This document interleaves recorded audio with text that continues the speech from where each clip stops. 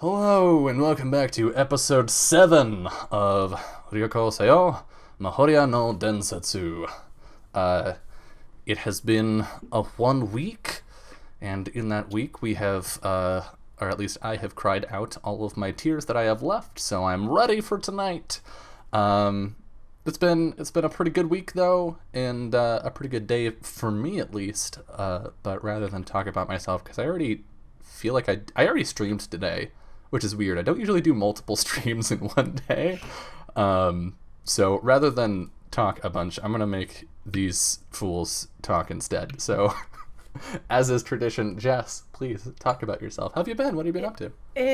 Me. I have not actually been up to very much on the TTRPG front this past week, other than I got my first Patreon reward out for people. If you like monster of the week monster things and you like Japanese folklore, go get it.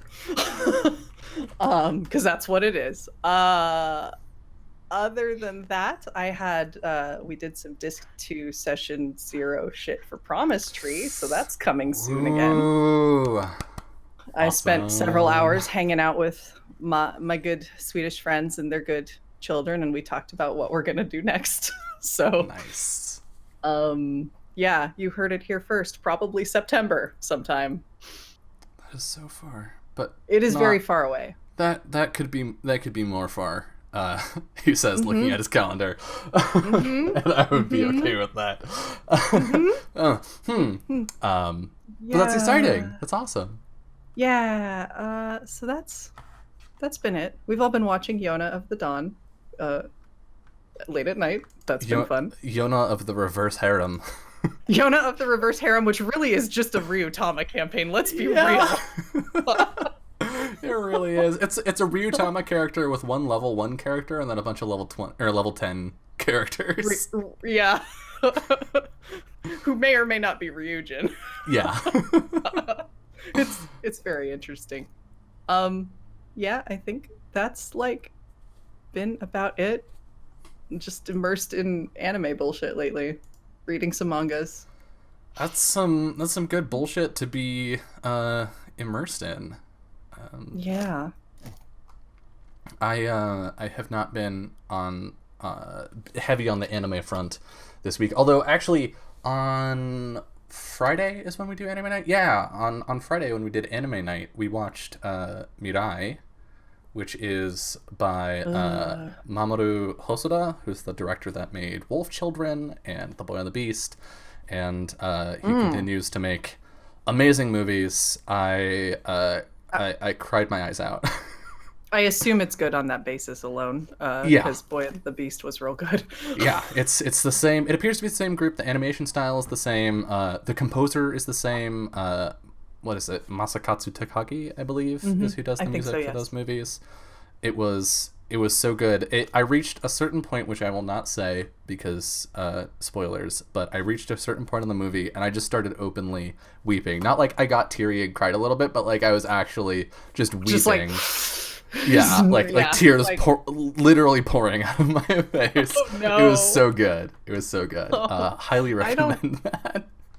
I will wait, and yeah, I will watch that when I'm alone and can cry. And my feelings are currently being destroyed because I literally bought all of Kami-sama Kiss in manga form since the anime cuts off very early in the story.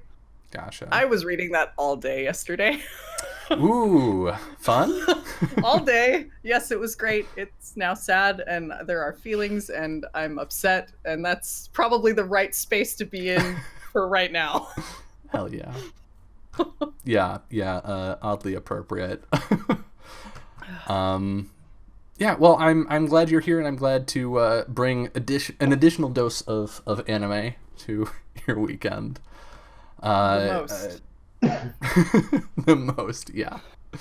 Rolling on down the camera line there. Jolie, Hi. I haven't seen you in so long. I know, it's been forever. It's been more than 24 hours. Yeah, more than 24 hours, that's true. I'm good. Burning Wheel was really fun yesterday. Yeah. I think what was really cool was just like how much we sort of just flowed through that whole session, Mm-hmm. like nonstop. I never felt like we paused to really like try to think up some like premise or anything. Like it just like it was really cool. We were like in a creative zone. Yeah.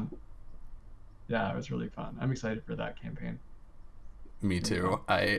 I'm gonna be sad when this miniseries ends, because this is the source of drama in my life right now. Yeah. And I appreciate it for that. But I'm excited to see the drama that's gonna come out of our disastrous Burning Wheel game. I know. For anyone that missed our session 0.5 yesterday, Jolie and Sophie and I made 3 characters, all of whom have beliefs and instincts that are like directly pointed at each other in horrible, messy ways. And we ended That's up how you're supposed to play, right? right, Yeah, absolutely. It's okay, a PvP cool. game, primarily. So I'm taking notes. yeah, Yeah. and I mean, it doesn't have to be PvP, but it lets you play a PvP game. yeah.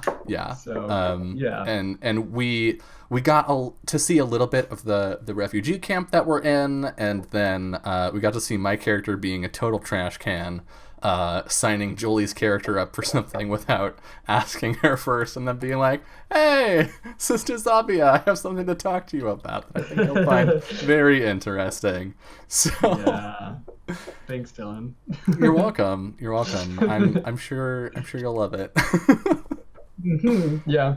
It was fun. It got me really excited to play more. I'm playing more Burning Wheel next week with Jess and Matthias and Katie. That's a mix. Yeah, that's a recipe for further drama for sure. Totally. Yeah.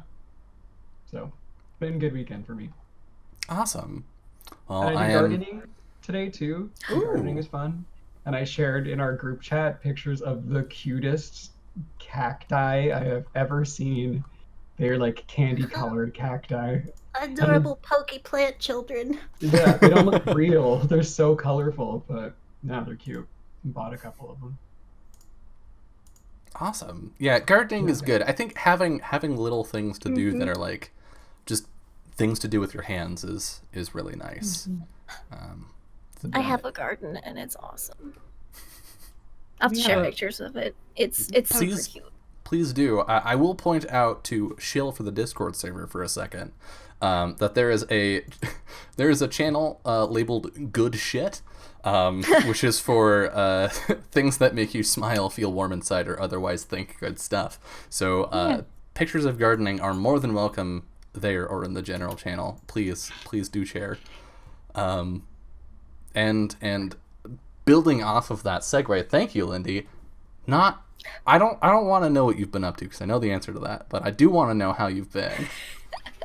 I have been well. I've been catching up on a lot of things, sleep included. I did get my first bell pepper from the garden today. So Ooh! Congrats. 2 more on the way very soon, which I should just make something very heavy in bell peppers because I'm going to be going or I should do that because I'm going to Origins, so I don't want them just sitting there the whole time while I'm gone. So because I leave for that on Thursday, which means I should probably start packing, before Wednesday, but that probably won't happen. I don't understand. I don't understand either. So I've been Packing told sooner than the night before your trip. I've been told this is a thing, but I haven't experienced it personally. Except for when I went to Japan, I was like, make sure I had everything. Because I was only bringing one carry-on too, so I had to make sure I had everything. Yeah, I know. I packed light for 2.5 weeks, but I assume you had access to like a thing to do laundry. I did. My friend's house. But let's see. This week, I killed a player character in Call of Cthulhu. Oh fuck! That's right. That was Tuesday. God, it wasn't Jess's character. Yeah, no. Okay. She did get charmed and had a lovely nap during the middle of a combat with the mini boss. Fuck that guy in particular. He was the worst. He really was the worst. But he's a flesh puddle now, so that's nice. Ugh. They did kill him. I definitely shot him in the head. You did. Oh my god, Jess. While he was melting. Oh my god. What the fuck? You should just watch that whole episode. Listen, he was a Nazi. He was. Okay, an that's fair. eldritch powered, like, sorcerer. He was like an eldritch, evil sorcerer Nazi. Yeah. Okay, Yeah. yeah, warranted. Let's see. Friday night, I had an Aliens one shot on my channel. Aliens Blade Runner How's mashup. that? It was super fun. We didn't die amazingly. I did get bit though, but I didn't die. Hey! Well, yeah, I know. That's the important part, and it wasn't by a face hugger, so I'm not gonna everywhere. But I was the worst medic ever. Med tackle Right, needs we're three talking things. about this, Wasn't yeah. your name like McKeelson? McKeelson. I'm Scottish. I I filled this bottle up with tea and was just swinging out of it. yeah, like, I dropped at host, saw the name, and I think I had other shit to do, but I laughed. That was the medic. The medic really Nice. needs, 3 things in their med kit. It's important. But we survived. And there was like 3 aliens stalking us on the ship, and we were all arrested and waiting to get basically drawn and quartered because someone wants us dead and deleted all our information, and we were rogue. So mad. We're probably gonna have another sounds like follow-up a- one shot to explain some stuff. That sounds like a real shit situation. It was, but we lived. So that's the important part. And then yesterday had Teenagers from Outer Space Summer Camp Edition, which was so much fun. I don't know about y'all, but I loved summer camp growing up. It was so much fun. It was not an experience I ever had. I didn't do traditional summer camp. I did weird hippie summer camp. That sounds kind of interesting, I went though. to church summer camp, but I still had a blast. And then I Yep. was a camp counselor for 3 years, but it was a lot of fun. I was just like, it brought back so many fun memories. I'm like, this is all the cheesiest shit ever, but I love it so much. And then played some post-apocalyptic Victorian stuff, and then played some Mass Effect Andromeda. So it's been, a fun week, fun but chill. Nice. Well, I hope we can find some of that chill somewhere in here tonight. I gotta find some sad to pull out. I'm too happy right now. Yeah, we'll I'm sure I'll get saddened in the recap. It'll be fine. we'll see. Yeah. So, God, do we want to talk about what happened last week? I'm still looking at the final roll of last session in the chat log, and it's making me sad. Yeah. So, gosh. So last week, God, where did we even start last week? I'm gonna go look at my notes because straight up, so much happened. It started with Hanukkah and Kai meeting, Right. and going out together. Right, because Honoka was freaking out. Yeah, Honoka was freaking That's out right. and ran into. Right. That's the name of the episode. Honoka was freaking out. Hanukkah was grappling with the mixed signals she was getting from And just Prince mixed Hachido emotions she was having. and all of the mixed things. So she went Yeah. with Kai for mixed drinks and dinner Kai to talk got about her feelings. Kai got drunk for Honoka. Yep. And ended up with a hangover in the morning. Yep. Had the awkwardest 3-way conversation in the hallway the next morning. Taking one for the team. Honoka and Kai talked to each other about the night before, while Miki just sort of watched, being like, "Did they go on a date last night?" Yeah. Or It's like, thanks, that was great. I really needed that. It was great. Thank you. Yeah, no problem. I'm glad you enjoyed yourself. yeah, I loved that. Well, thanks for inviting me. That was pretty good. They He was agreed. third wheeled hard. They agreed to invite Miki the next time that they decided to go out for dinner. I didn't think you'd want to come. Didn't seem like your scene. Gosh. Then there was something that you wanted to go look. Oh, the two of you were trailing Miki while Miki did weird spirit things. divination detection Yep. stuff. Talking to air. Hashtag just Migi things. Yeah, hashtag just Mickey things. Went down below into the basement areas of the palace to the vault, where Migi has been feeling this powerful, dark, magical pull. And upon realizing that you couldn't just, walk through the door that was guarded by all 4 delegations, decided to go back upstairs and ran into Kai's friend Chimo, who was bringing one of the right. servants down into the prison, particularly It was a a servant. busy episode. It was. The little maid who is scared of Kai from his fairly ignorant perspective. She's scaroused. Aroused. That's a good word. Yep. Was unfortunately being sent down to the prison on charges of conspiring against the meetings and conspiring with the children of the late King Akvan. In particular, a letter had been found in her room detailing some sort of traitorous plot, some of the events of the previous day. The group went up to the meeting chamber to be like, "Yo, what the fuck?" And I do believe we waltzed right the fuck in. You did. Kai got leave from Cipriano to investigate and try and clear the poor maid's name. Hachiro and Honoka had an extremely awkward conversation that was cut short by the aforementioned investigation business. And the 3 of them headed into town. They, or actually, before you went into town, didn't you go check her quarters? Yeah. You went We and talked checked. to her, checked her quarters to see if we could find anything. Blah blah blah blah blah. Yeah, the letter had been planted at some point while she was away from the room, around the same time that Varun was in the building. Atta tracked Varun's scent, and we followed sort of the path that we already knew Varun had taken through the palace to a window which overlooked a certain part of the city. And so the party then progressed into the city. Migi. And then Migi was like, "I know a guy." Yeah, I know a person that we could go see, perhaps. They're totally above board. And Migi led them to a pretty literal black market, an actual, illicit market hidden in one of the city blocks of the City of Storms. They had a brief run-in with a pickpocket that was resolved quickly with Migi casting some creepy magic and having a coin purse bite a small child's arm with horrible needle-like teeth. At which point The child lived. It's fine. the child's fine. The child also Honoka tried to turn the kid away from a life of crime and failed. Unfortunately. But we also The kid met. got 10 gold.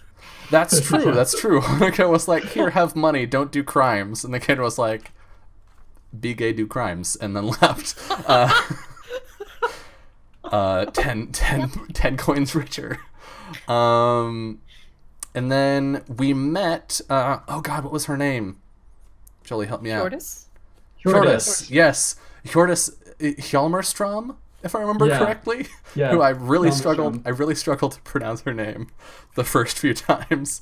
Hjordis Hjalmarstrom, who sort of rules over that black market and is a somewhat of a kingpin within the City of Storms. When asked about the situation at the palace, she mentioned that she might have information that was useful, actionable perhaps for the group of them, and that she would willingly trade it for all of the files within the palace's vaults that referred to her. The party wasn't super happy. Well, there were mixed feelings. If I recall, Kai was not super happy with that particular arrangement. I mean, he's technically a cop. Yeah. Technically, sort of. Maybe. Who knows? he was not particularly amused by that arrangement, but begrudgingly agreed. The party went back and started digging through. Honoka tried her best to copy what information she could, but unfortunately there were a lot of files. Record. Yeah, there were a lot of files, and forgery is hard.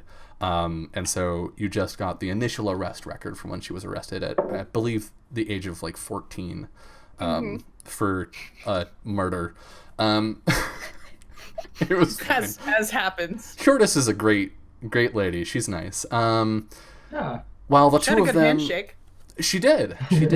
While the two of the magic types nerded out over files and collected the information necessary, Kai went upstairs to speak with Cipriano, because on their way back they had encountered the Winter Prince Elias Ervetafang, who gloated about the swift meeting that they had.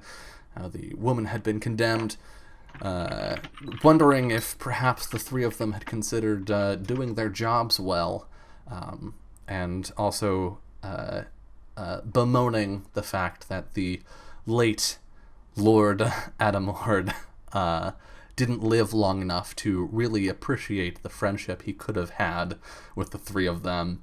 It was gross. So Kai went to speak with Cipriano and be like, yo, dude, what the fuck? You said you were going to buy me time. And Cipriano was like, I did. I bought you time by getting them to agree to have you be the woman's executioner. So use what time you have to clear her name before you have to cut her head off. Good luck. Thanks, boss. Kai quickly ran back downstairs, got the other two and all the files, and took them back to Hjordis, where Hjordis had gathered 3 ruffians from the city, who, it turns out, were 3 of the 4 assassins that killed General Sindo, the summer What was the guy's name? Tito? Remember? I think? Tito. I was going to say Tito. Taco. Yeah. Taco. Yeah. No, Taco's the name of a Oh, Goron from the home game I ran of. I ran a Legend of Zelda home game once, and one of our Gorons was named Taco. Taco's a great Zelda name. Yeah. Another one was, oh god, it ended in like NKO, and those were the 2 Gorons, so when the 2 were working together, we called them the Tonko truck. It was great. It was pretty good. But no, Tito, who revealed that yes, he had been involved in the assassination of General Sindo. No, he had not been involved in the attack on the presumed assassination of Ari Adamord, or any of the things that happened within the palace, because getting into those walls would have been suicide, of course. But mentioned that he had spoken with and been contracted by 2 strange individuals. One, a man named Vidhatu that they met by a strange tree outside the city, and another, a woman named Varun that they met in the basement of the Eye of the Storm, which is the tavern that Kai frequents. The group of them returned with the 3 assassins, sent them down below to the prisons, absolving the woman of any guilt, and went about their evenings. Kai spoke with Cipriano about, I frankly don't even remember. I think he just sort of caught up and was tired and drank a lot. I think he wants you to deal with the 2 children of Akvan in a more or timely less, manner. that is the thread that is being chased, and they definitely had a moment where they like both drank. Yeah. They Just both were like, everything sucks. shit's fucked, man. Yeah. Cheers. We got to see Miggy's end recap or debrief with Ambassador Kikito, who similarly requested that she see these 2 dead as soon as possible, and that, should she prove herself, he would be sure to put in a good word in court back at home. trying to remind her of why she was here in the first place. And then we saw Honoka, nervous in her quarters where she prepared some tea and brought it to her prince, ready to talk him out of sending her home. And unfortunately, she found him dead in his chair. She did her best to try and bring him back using magic, but knowing that it was already too late, she couldn't muster the energy. And that is where we will be coming in on episode 7. Twist the Knife. Oh. Okay. That's fine. Cool. The broken heart bleeds for what was lost. The broken land weeps for violence wrought. Evil prepares in deepest night to break its foes without a fight. As the first light of dawn breaks through the rain-streaked windows of the late Prince Hachiro's room, the ray glints off a tear falling from Honoka's cheek. After a long night, where in the room do we find Honoka? Oh, right there. Just right next to him. Okay. Yeah. So we see right next to the shattered teapot pieces and we see Honoka floor. Embracing the body of Prince Hachiro as the sun sort of begins to come through the window. We see this tear roll off her cheek and catch her light, and then we follow it down to the floor where we see the broken tea set. Honoka, morning has come. You only have a few hours before the palace wakes up. And potentially, you, the court herbalist, are found in the room with the dead Prince Hachiro. Please roll a condition check. Okay. Sure. Let's see. Unless, actually, I think there might be rules for if you didn't sleep. Did you not sleep last night? Because we could just roll with those instead. I'm gonna say that's pretty fair. She probably didn't really. If more than maybe she dozed off for a couple minutes, but definitely not a full night's sleep. No. I think, don't you get exhaustion or something like that? I think, if I remember correctly, if you don't sleep, then your condition goes down by 1. I know you definitely don't roll a new one, because you only do that when you've woken up. I'm gonna look in the back. Sleepless penalty. Thank you. Condition check does not occur. The score is halved, rounding down. That tracks. If it drops, if it results in their condition dropping to 2 or less, they automatically faint. So you're down to a 6? 6, yeah. Which is pretty bad. Yeah. I think it's warranted. I don't usually, obviously, I would ask you why your condition is the way it is, but I think that's pretty clear. I think it's pretty clear. So, Honoka, what do you do?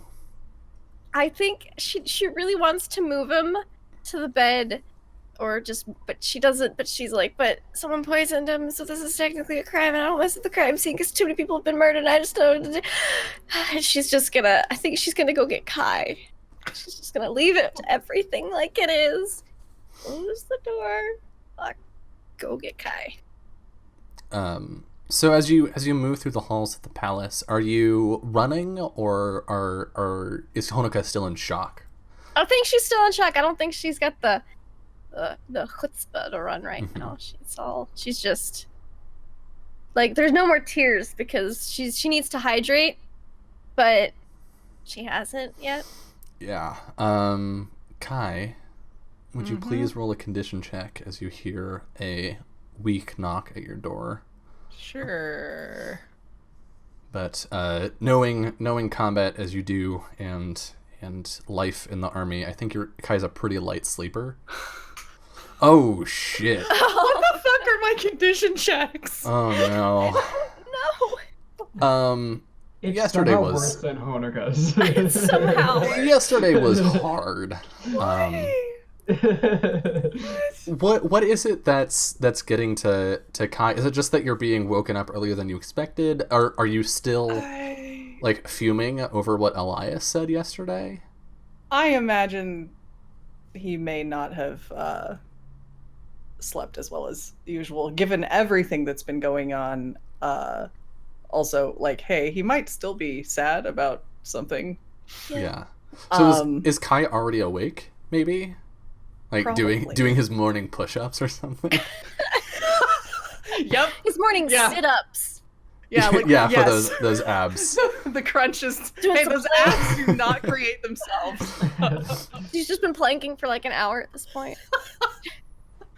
It's probably, I think it is definitely one of those things. If he probably didn't sleep well, and if he got to that point where it's like, fuck, I'm awake, I might as well wake up. Right. And so, got started doing his exercise at like some ungodly hour, and has been awake but not in the best of moods.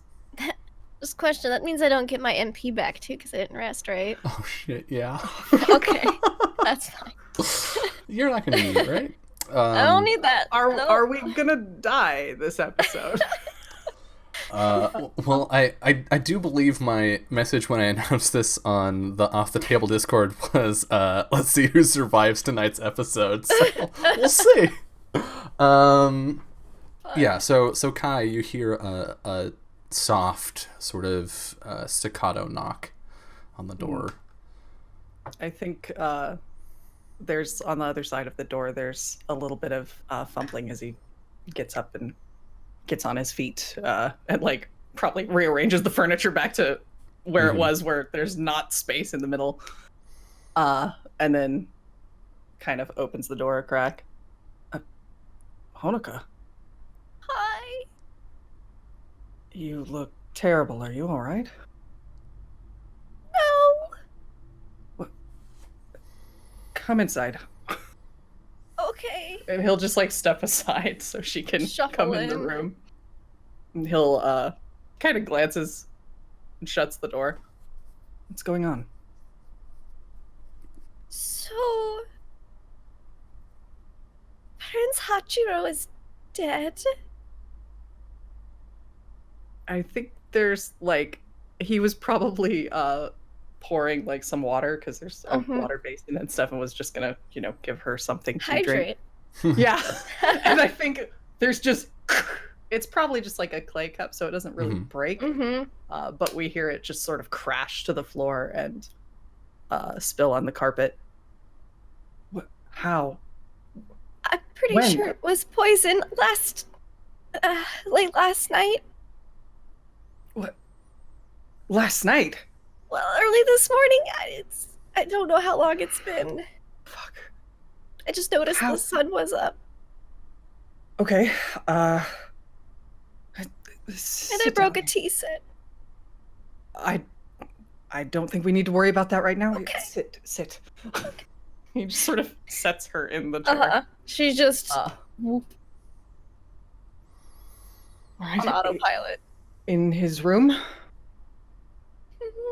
I wanted to move him, but I didn't know there'd been so many people getting killed or murdered or just stabbed, and I didn't want to move him in case, No, crime scene no. or something, and so he just It's- left it's- us there in the chair. It's good you didn't. They're probably gonna think I did it. No, that's ridiculous. Why would you do that? I wouldn't, but I don't know. People have been blaming everybody else for their problems. I mean, we know the maid didn't leave that letter or was doing anything, but she got blamed for it. Someone's planting evidence and doing things, and I just... And I think he doesn't say anything, but given the conversation they had yesterday with a certain other prince, there's a darkening of expression on his face that passes just briefly. And you got accused of murder, and you wouldn't murder that person either. So Nobody's gonna accuse you of murder. I won't let that happen. All right? okay. We should... I'll report it. You stay here.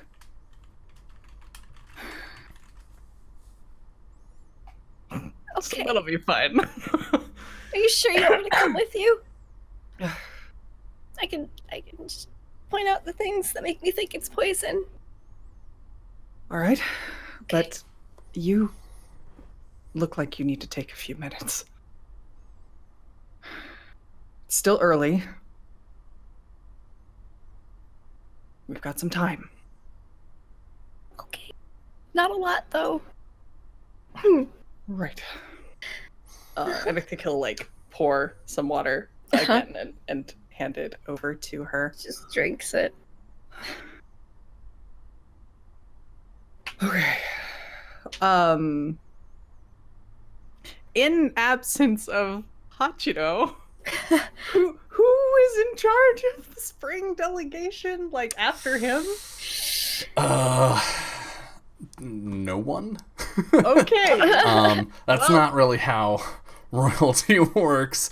I mean, the closest I think would be that scholar whose name I've forgotten. His name, yeah. Okay. Yeah. What was his name? Started with a B. Oh, that's right. Botan. Yes. Thank you for notes.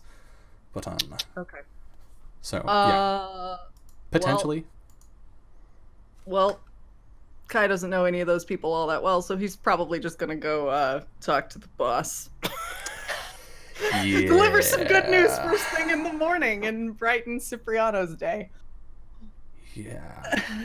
Okay. Your room isn't far from Cipriano's. Yeah. I think he'll give Honoka like a few minutes just to steady herself and like not be in the room with that body before they get up and make their way to Cipriano's office. But he's keeping her pretty close at hand. Honoka, can you roll a spirit for me? Oh, sure thing. As you're sort of left to your thoughts for All right. a moment. Spirit, you say? Mm-hmm. All right, let's see. How about a 10? All right. You feel the creeping of doubt and of grief, but Kai's presence is a big help, and you sort of shake off the worst of your demons and manage to collect yourself before continuing to Cipriano's room. Kai, you knock on the door, and you hear some shuffling, and a muffled, "What?" I apologize for the early wake up, sir, but it's important. Can you come in? Yeah. And as you open the door, we see Cipriano pulling on a silk robe. His hair is a disaster. You see an empty bottle next to his desk, and he Had a feeling. sits up off the bed and looks at the two of you. He looks at you, Kai, doesn't make any moves to move, and then sees Honoka and like rolls his eyes a little and stands up to walk over to his desk. Listen. Sits down. It is very early, General. Yes, I know, but I didn't think this could wait. Prince Hachiro is dead.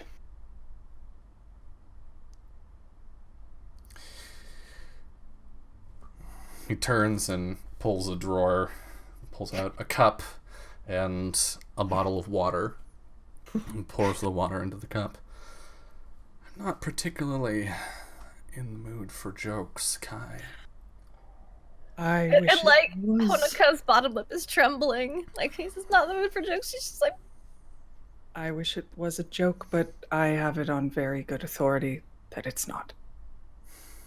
Who else knows?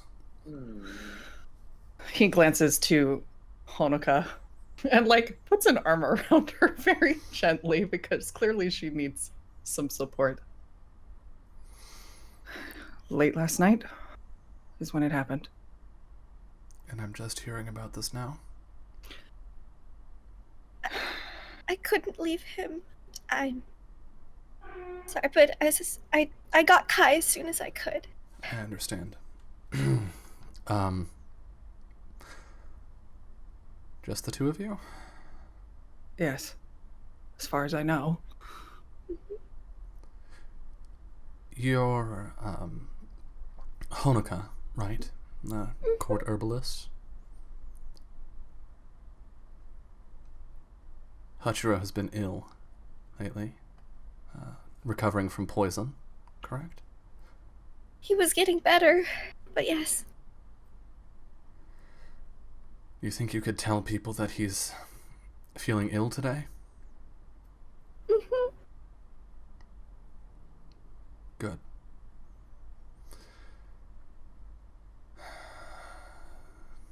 If they find out that he's dead, these talks will implode.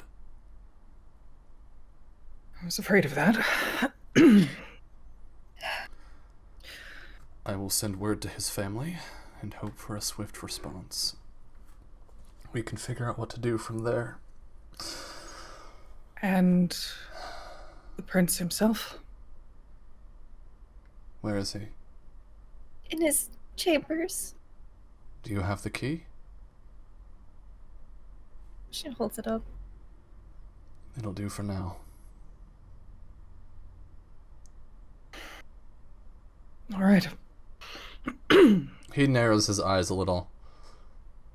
Honoka, Yes. are you sure you're up for this? I can handle it. If you're not, now's the time to tell me. He looks at Kai. General Kai here is very capable, and I'm sure would not argue about seeing things done. You don't have to if you don't want to.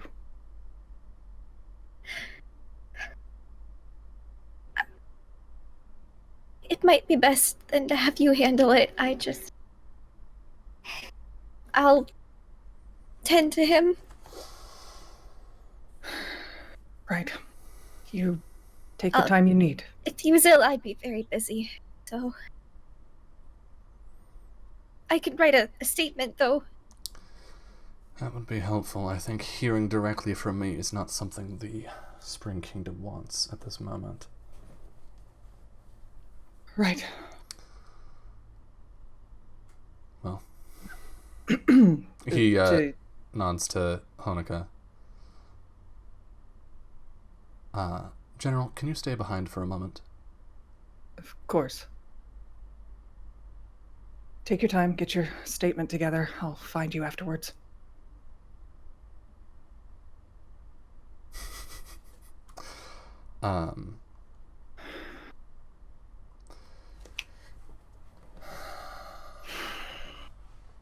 You think she did it?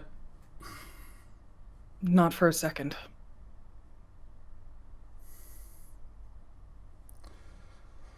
Well, we're gonna need to know who did. Or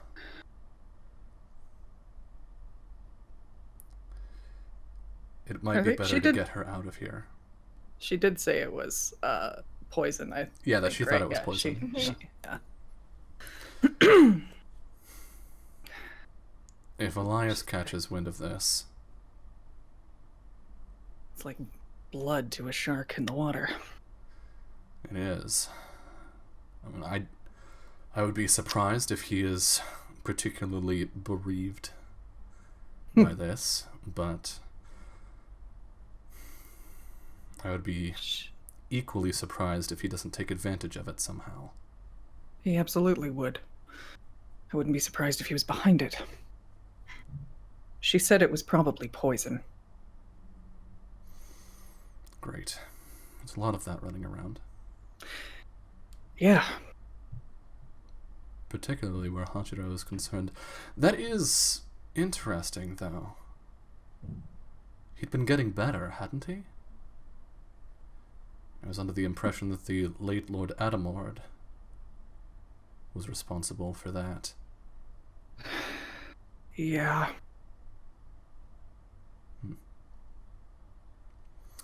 Well, that's a matter for tomorrow, hopefully. Right. So more buying time while we scramble around. Do you think you could get her out of the castle without anyone noticing? Sure. It's easy enough. I know most of the ways in and out by now. Well, when she's done with her statement, if you could get her somewhere safe, and take whatever resources you need, but all of this is crumbling around us fast, Kai. If you can't put a stop to it, I doubt Hachiro will be the last caught in its rubble. Are you going to be all right? I will do my job, Kai. Right. Well, I'll get her out of here. And I guess we have some scions of a terrible royal line to chase. Pulls a hairbrush out of one of the drawers and starts brushing his hair. It does appear to be the case. Very well then. Apologies for the early wake up. He doesn't say anything. I think he'll just make his salute, for all he's definitely still not dressed for the day either. And steps out to head back to his room briefly to do that. So Honoka, you write. What do you put in your statement? I think she writes something along the lines of Prince Hachiro is currently very under the weather and will not be able to make it to the day's meetings and events. Of course, the conditions on his health will be updated, da da da da da. And then signed court healer Hanukkah, and then she'll have it stick it, stamp it to make it official. Oof. All right. And as you prepare, the castle is beginning to stir. But you do know someone in the castle who is claimed to have ways in and out that others don't know of. Do you call on that connection, or? I think she will after she gets her shit taken care of, which means write the note, put Hachiro in the bed, put him there, go to her room.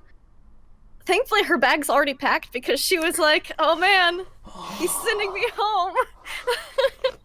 So she's already got her bag packed, just a couple last minute things, and then she's got to check on Ari before Kai. I don't think you can.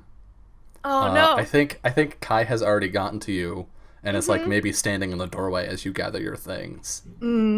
Yeah, because he would have gotten his shit taken care of very quickly. So she's like, last minute thing in suitcase, goes to her closet. I don't need anything from my closet, actually. I think it's all in there. Boink. All right. Well, let's get going. I look, and the thread hasn't been disturbed that I tied across it. Nope. No. Okay. At least that's good. It was fine last night. I'm sure he was. Anything, he's getting better every day, so I'm sure he's And that's what you said about Hachiro. I'm sorry, that was mean. That was cruel. Well, all right. So to steamroll straight over Dylan being an asshole, you head toward Migi's room. Oh, chat's real mad at me. Yeah, I think since we know our good spooky friend knows all the cool entrances and exits. We're gonna go find us a Migi. Migi, please roll a condition check for me as you wake up. Okay. A 7. All right, not bad. We're almost done on this. The best of the three. I know. You wake up and go about your day as the castle comes to life, and moments before there's a knock at your door, you feel an intense wave of pain and sorrow, and then there's a knock at your door.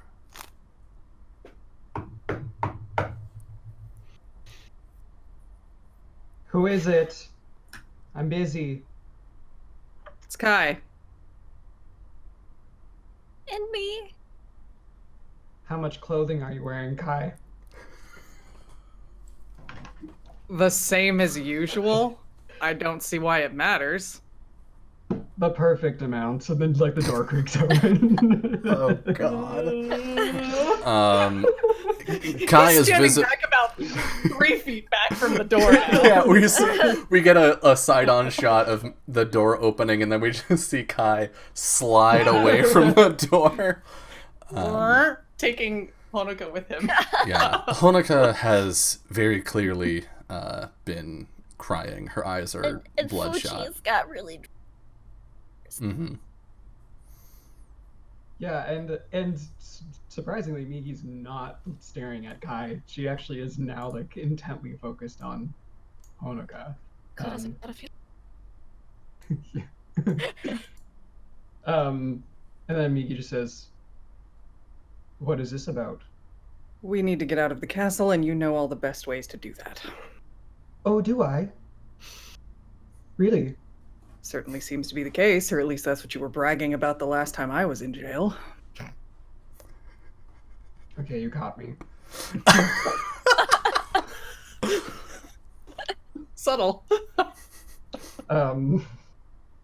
Migi sighs and then gestures for you to come into her room because she wants to know more first. Yeah, and then closes the door behind you. Is there creepy shit in here that like Atta would be not okay with? There's, Oh, like, yeah, there's, like, skulls and There's bones. skeletons, like a pickled hand. Yeah, Yeah. Atta is sitting right next to the door. There's weird like tools, like pointy things. Yeah. And yeah, so she closes the door and turns around. Well, are you going to explain why? Well, don't let it get too far, but You have to pinky promise not to tell anyone. Oh, I pinky promise. And she like puts her finger out. we're going to go deal with Akvan's children, because we really shouldn't be here when these talks implode now that Prince Hachiro is dead. Right. And you think you can do that? Just the two of you? You're free to come along if you want, or you can just show us the way out and forget you saw or heard anything. I can show you the way out. But I wouldn't recommend going up against those demon children. It's not very wise. What do you recommend then? Run away. It's a tempting option. It's your best option.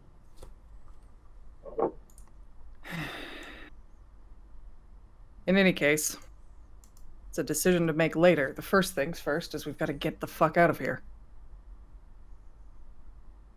Okay.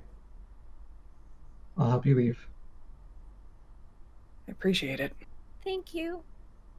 Can I tell that they're leaving something out? I guess it's a question for any of you. What I don't are they think we leaving are out? leaving anything. Yeah, what are they leaving out? He straight up said Hachiro's dead.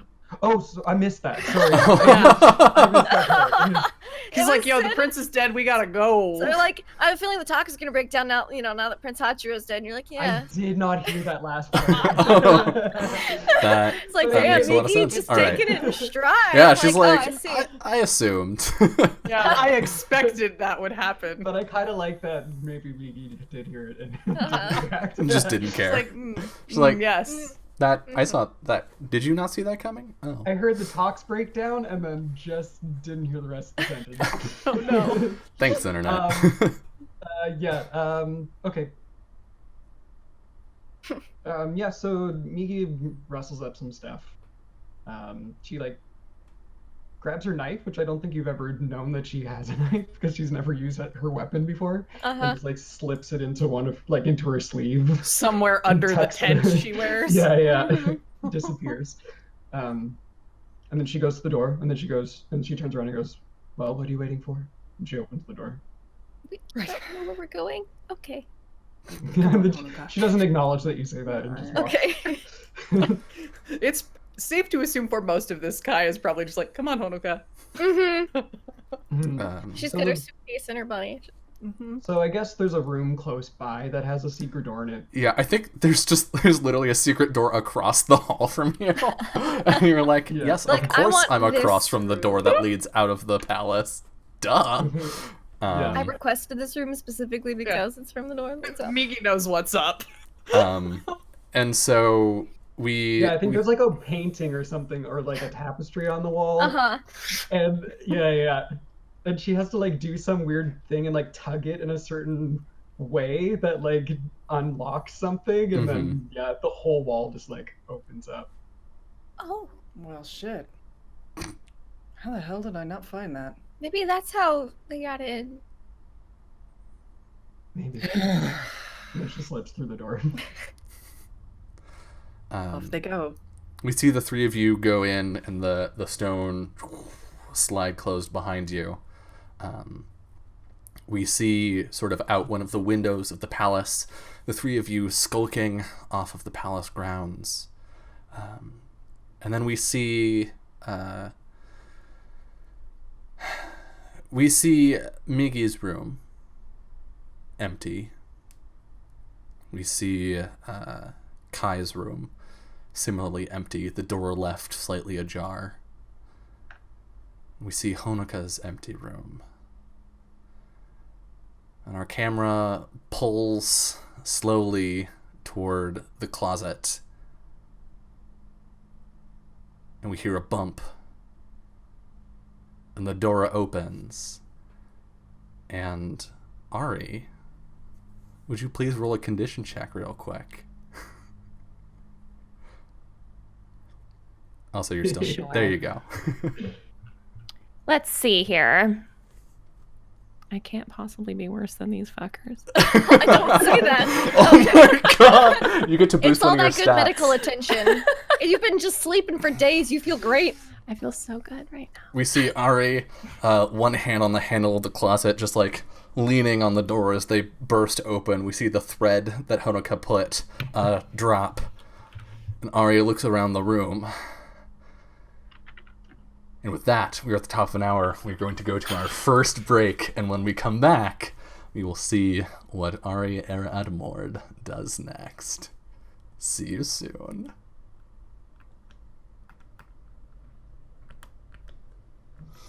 Welcome back to episode 7 of Legends of Mahōrea. And an extra welcome back to Summer and her boy Ari. So, Ari, you have woken up after an indeterminate amount of time, feeling surprisingly healthy, given how things were going the last time you were conscious. But as you sort of support yourself on this door and look down, you see you've got bandages wrapped around your torso, presumably covering the wound on your back. What do you do? Is my stuff in here? Nope. Yeah, I didn't think so, but I had to ask anyway. Also, how dressed am I? Hanukkah. Not exceptionally, I don't think. Your bandages are dressed. But everything else? We have a They were- strategic they were- camera angle. Yes. Oh, wonderful. Okay. It just gets in the way of medical treatment, and they were gross and dirty and bloody. And Yeah, for sure. They weren't really great. bloody. And you were technically They were dead, so we bad. had to, like put them on the body for evidence for your Sure. funeral. Yeah, so I think that he kind of looks around, and I'm pretty sure just based on Hanukkah's stuff, he can tell pretty much where he is. You see more than one cute object, and you have a sneaking suspicion. Yeah, and like herbs and tea shit literally everywhere. Yeah. So not seeing anyone, he's gonna quickly grab something just to throw on, to head back to his room. Put on like a floral pink robe. Yep. Yep, that's the color I wanted. He does not know how long he's been unconscious. And the conversation if you can call it that he had when he was expecting to die, fully thought he was going to die. He's going to be very careful. But he's going to like literally like peek out, look. Oh, he can sneak back to his room via the prince's room, which is right next door. Yeah. So I'm gonna do that. Okay. So as you move toward the door, you do hear movement within the castle, which I think sort of drives home that that instinct to stay quiet and move carefully. Checking the hall, it's clear, but the door to Prince Hachiro's room is locked. Can I unlock it? I've done this before, as we've seen in Down. See you fish like a cute hairpin off of the collar of the robe. That's like pinning some of his bandages together to keep them like nice and orderly. Yeah, it your back smarts a little bit as the bandage pulls against the still kind of healing wound. But go ahead and roll Dex Int for me to try and pop this lock.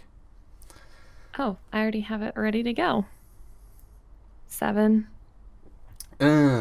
It's going to take you longer than you would like. You don't have the tools that you would need. You can either pick it and take longer than you'd like and risk being found out, or you can bust the lock, which would potentially leave evidence of you coming through. That's true, but also I'm kind of in a hurry, a little bit, for a couple of reasons. And so if he listens at the door and doesn't hear anything, he'll just bust in. All right, yeah. So we see you like fiddling with this lock, and then like a slight twitch of frustration, which is all we ever get out of this motherfucker. And then you jam the hairpin into a certain spot and then hit it, and the lock just pops open and the door swings. Moving in, you see, you like move in, close the door quietly behind you. You see a shape in the bed, presumably the sleeping prince, and you see a broken tea set on the floor over by his chair. I made enough sound that somebody probably would have heard me come in. No, you just broke the lock. It was fairly quiet. Okay. It's a concern of is somebody going to come by and see that the lock is broken? Where in this room actually is the passageway? I would assume it's in the floor, right? I'm pretty sure that's when Migi like came up. It's like a underneath passageway. That roughly tracks. Yeah. Sure. So he wants to get to that to get back to his own room, but he has to like sneak by the prince. Yeah. Who is asleep in bed. Yeah. Which is weird because the castle's up. Like I can hear people walking around. You would expect if all things are normal that Hachiro would also be awake, and Also, Hanukkah would be here. Would be here, yeah. Things If he are already wasn't. feeling off. Yeah. Also, he's been dead in here for like more than a day, like more than half a day. Yeah, he's gonna kind of slowly start to creep that way. Yeah, you get within a couple feet, and it's Great, immediately that he's dead. clear that Hachiro is dead in his bed, and that he didn't die there. The bed has been made sort of around him. He was laid gently on the bed. Next thing that he does is go over to is you said there was a broken tea set in here, right? Mhm. Obviously, like, I've been poisoning him for a while. Mm-hmm. Is there any tea that's on the floor? This is gonna be weird. Yes. There's some of the leaves and the various herbs and whatnot that were used in the tea, spilling across the floor. Is there any ironwood in it? There's not.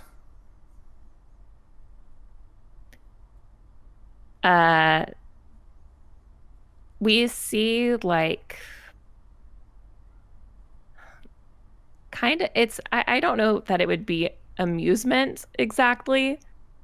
But he realizes that Hanukkah figured out that he was poisoning the prince and looks back at the prince and does not seem surprised anymore. Like, maybe there was a vague like, oh, he's dead, that's kind of odd. But he puts together that she stopped poisoning him intentionally, and he seems like, oh, it makes sense that he's dead now. And just gets up, no longer sneaking, and goes over to the door to go back to his room. Do you just walk through the halls? Or through the hidden door? Through the hidden door. Okay, to go back you just said to my the door. I'm like, which? Sorry, the hidden door. All right. You get back to your room, and to your displeasure, it is mostly empty. Everything that was yours, that was in here, that was easily findable, has been removed, and presumably, for us, knowing what's been going on the last few days, presumably sent home with your body. But for you, is just gone. Would you have like a hidden cache somewhere in the room? I mean, yeah. Well, here's the bad news. Or not. Yes, in the he room. does have hidden shit. It's not like practical day-to-day things like clothes. It's mostly like killing things. You know, Okay. like backup weapons So in you can case get you ever your- got in a pickle. Your murder kit. You can get your weapons back. I'll let you the weapons that you have on your character sheet. You can Okay. find those or replacements squirreled away. You're Yeah. just gonna have to fight naked. Listen, I'm wearing a Cherry pink robe, blossom a beautiful bathrobe. robe. It is beautiful. Lots of flowers. Yeah. Not incredibly great here, but yeah, he does have his weapons. And yeah, fuck. There's so much shit that he needs to do, but he was in Hanukkah's closet, which to him means he was hidden there. If it was well known that he was alive and recovering, he would have been in like a med bay, right? Right. Or He would have been with not in under the the closet. care, yes, or under the care of like the Winterlanders. Mm-hmm.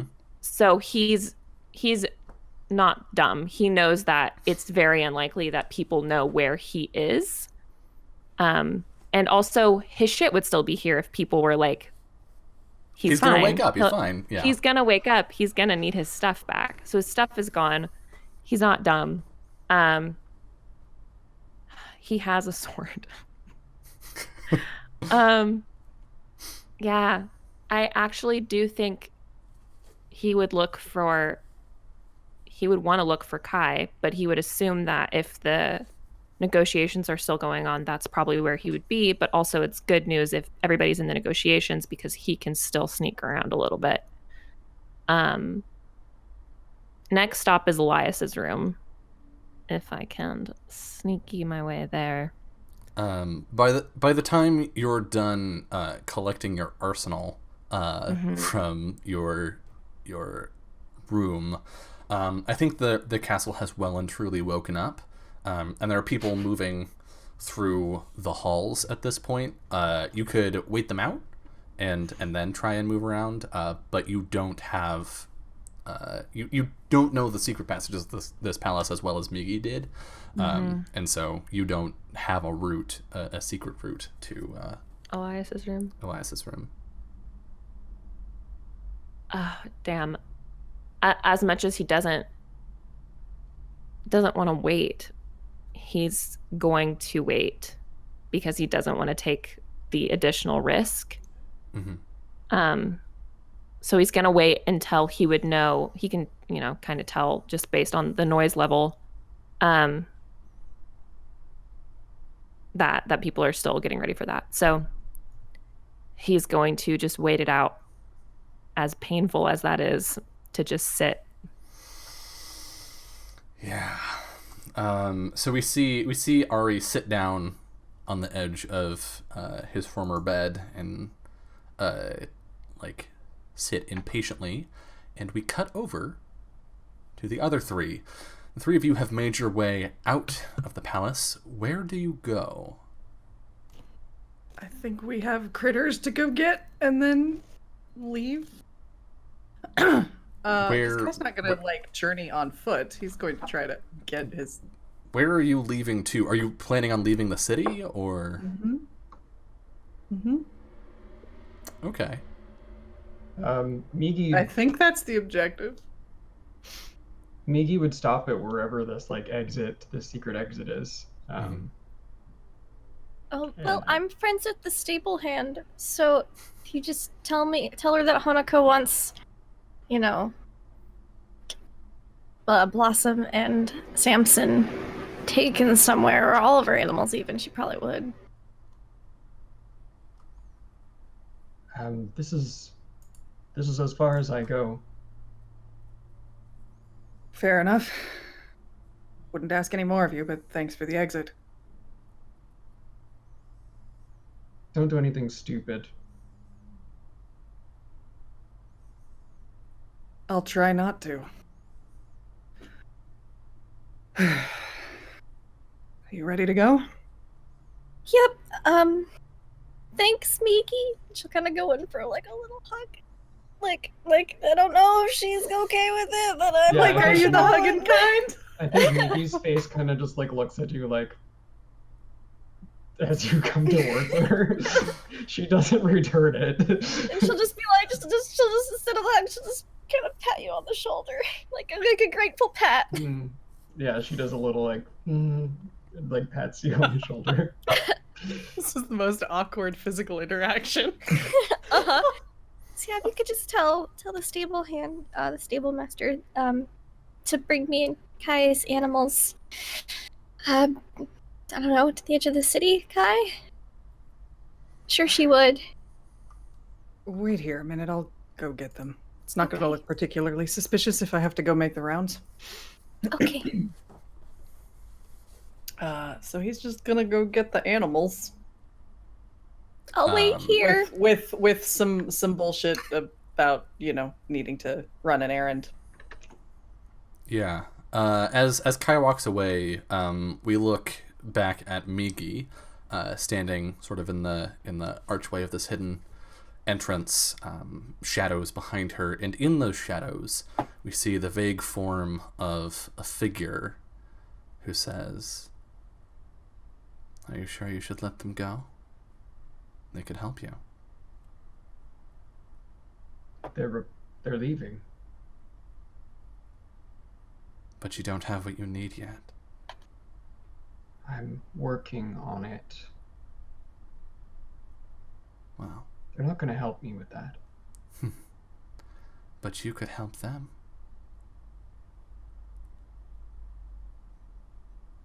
For the right price, you could bring him back.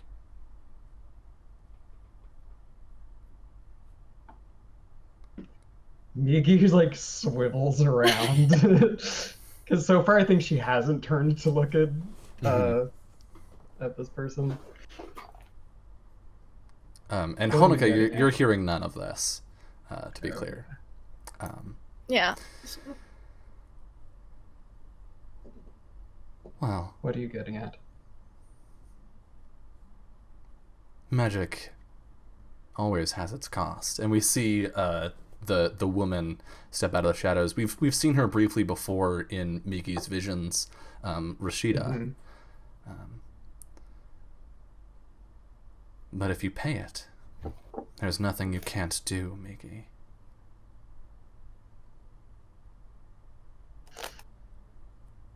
A life for a life, that's all you'd need. And the right conduit.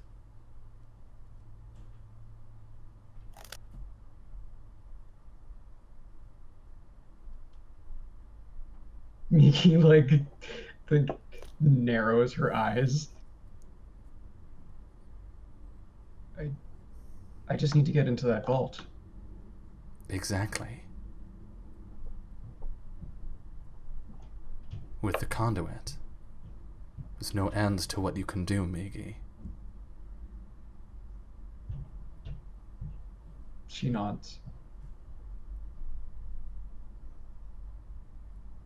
So, what's your next move? And I think as she says that, we flash back and Miki, you shake, standing in the doorway next to Honoka, not having moved from your previous position. Yeah. Well, my question for you, Dylan, is during the first hour I was sort of thinking about like what Miki could do, because we have an issue with the guards near the vault. Yeah. Mm-hmm. And I was thinking, is there some way that creating a large enough Did I freeze? No, No. you're No. good. A large enough distraction might pull the guards away from the vault. Like, say, if I started lighting things on fire. I potentially, if the castle were burning down, yes, people would probably leave. But outside that, I think most disaster or emergency situations would see guards hold in place until given orders by a superior to do otherwise.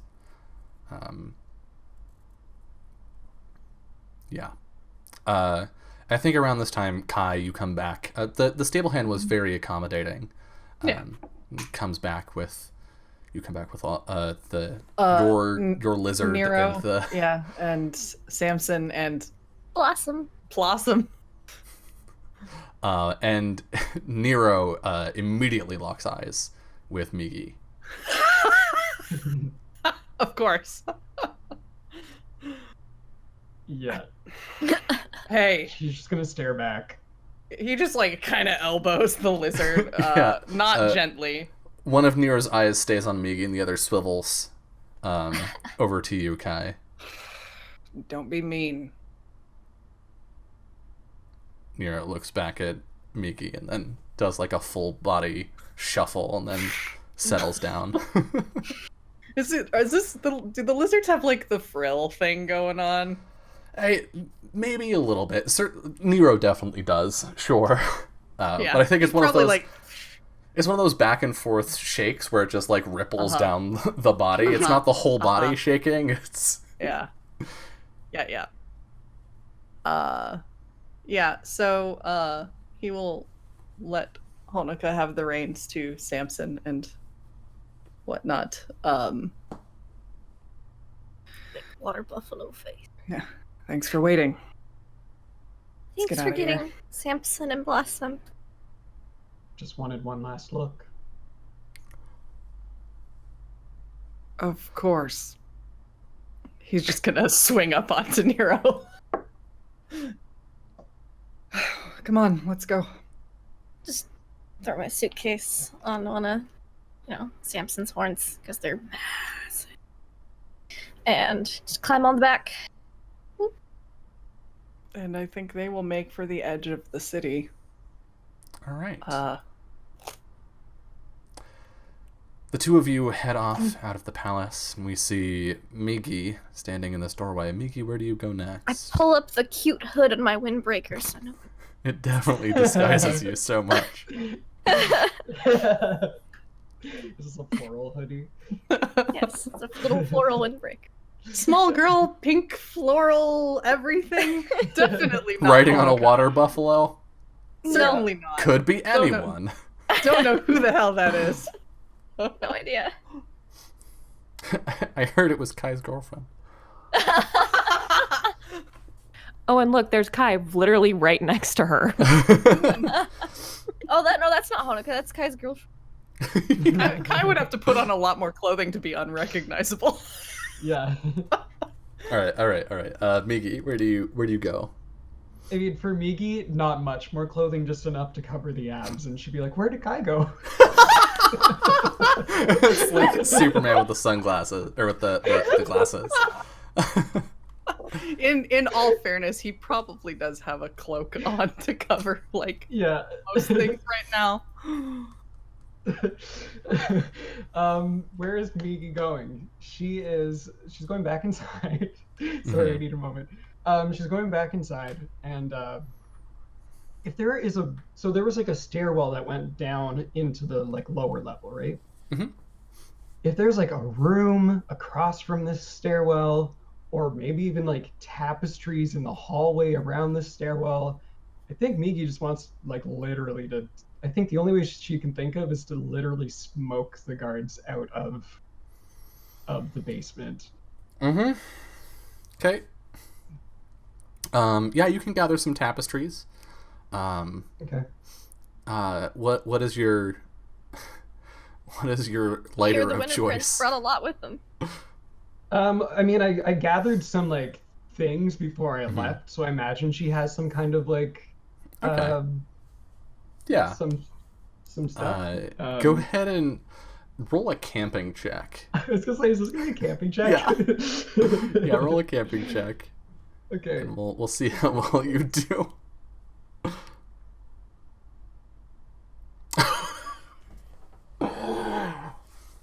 So we see you gather this pile of tapestries and books and whatnot at the top of the stairwell, and then look at the stairwell, and then with your foot scoot them closer to the stairs, and then pull out some flint and steel and scrape them once, twice, and then on the third time it all just goes up. And what expression do we see on Migi's face as we cut away? I think we get first we see a close up and we see the flickering of fire in her eyes, and then she just shouts fire down the stairwell. And then I think she might light a couple more things in the hallway on fire, just so it doesn't seem like it's just a pile at the stairs. There's more fire elsewhere. If no one catches her. Ari, you waste some time sitting in your room until you hear sort of the sounds of the castle die down. Presumably the meetings are continuing. And at that point you can make your way toward Prince Vetafang's chambers. When you get there, the door is unlocked. Thank God. I go right in. Carefully, quietly. Who's he in here? Presumably the smarmy bastard just assumes no one would dare enter his room without his permission. I'm taking extra shit this time. You see the room.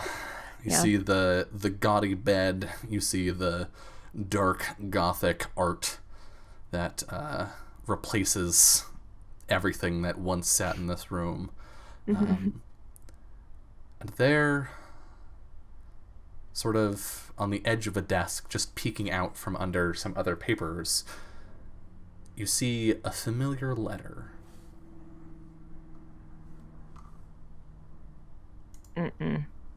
He freezes when he sees that this is in Elias's room, because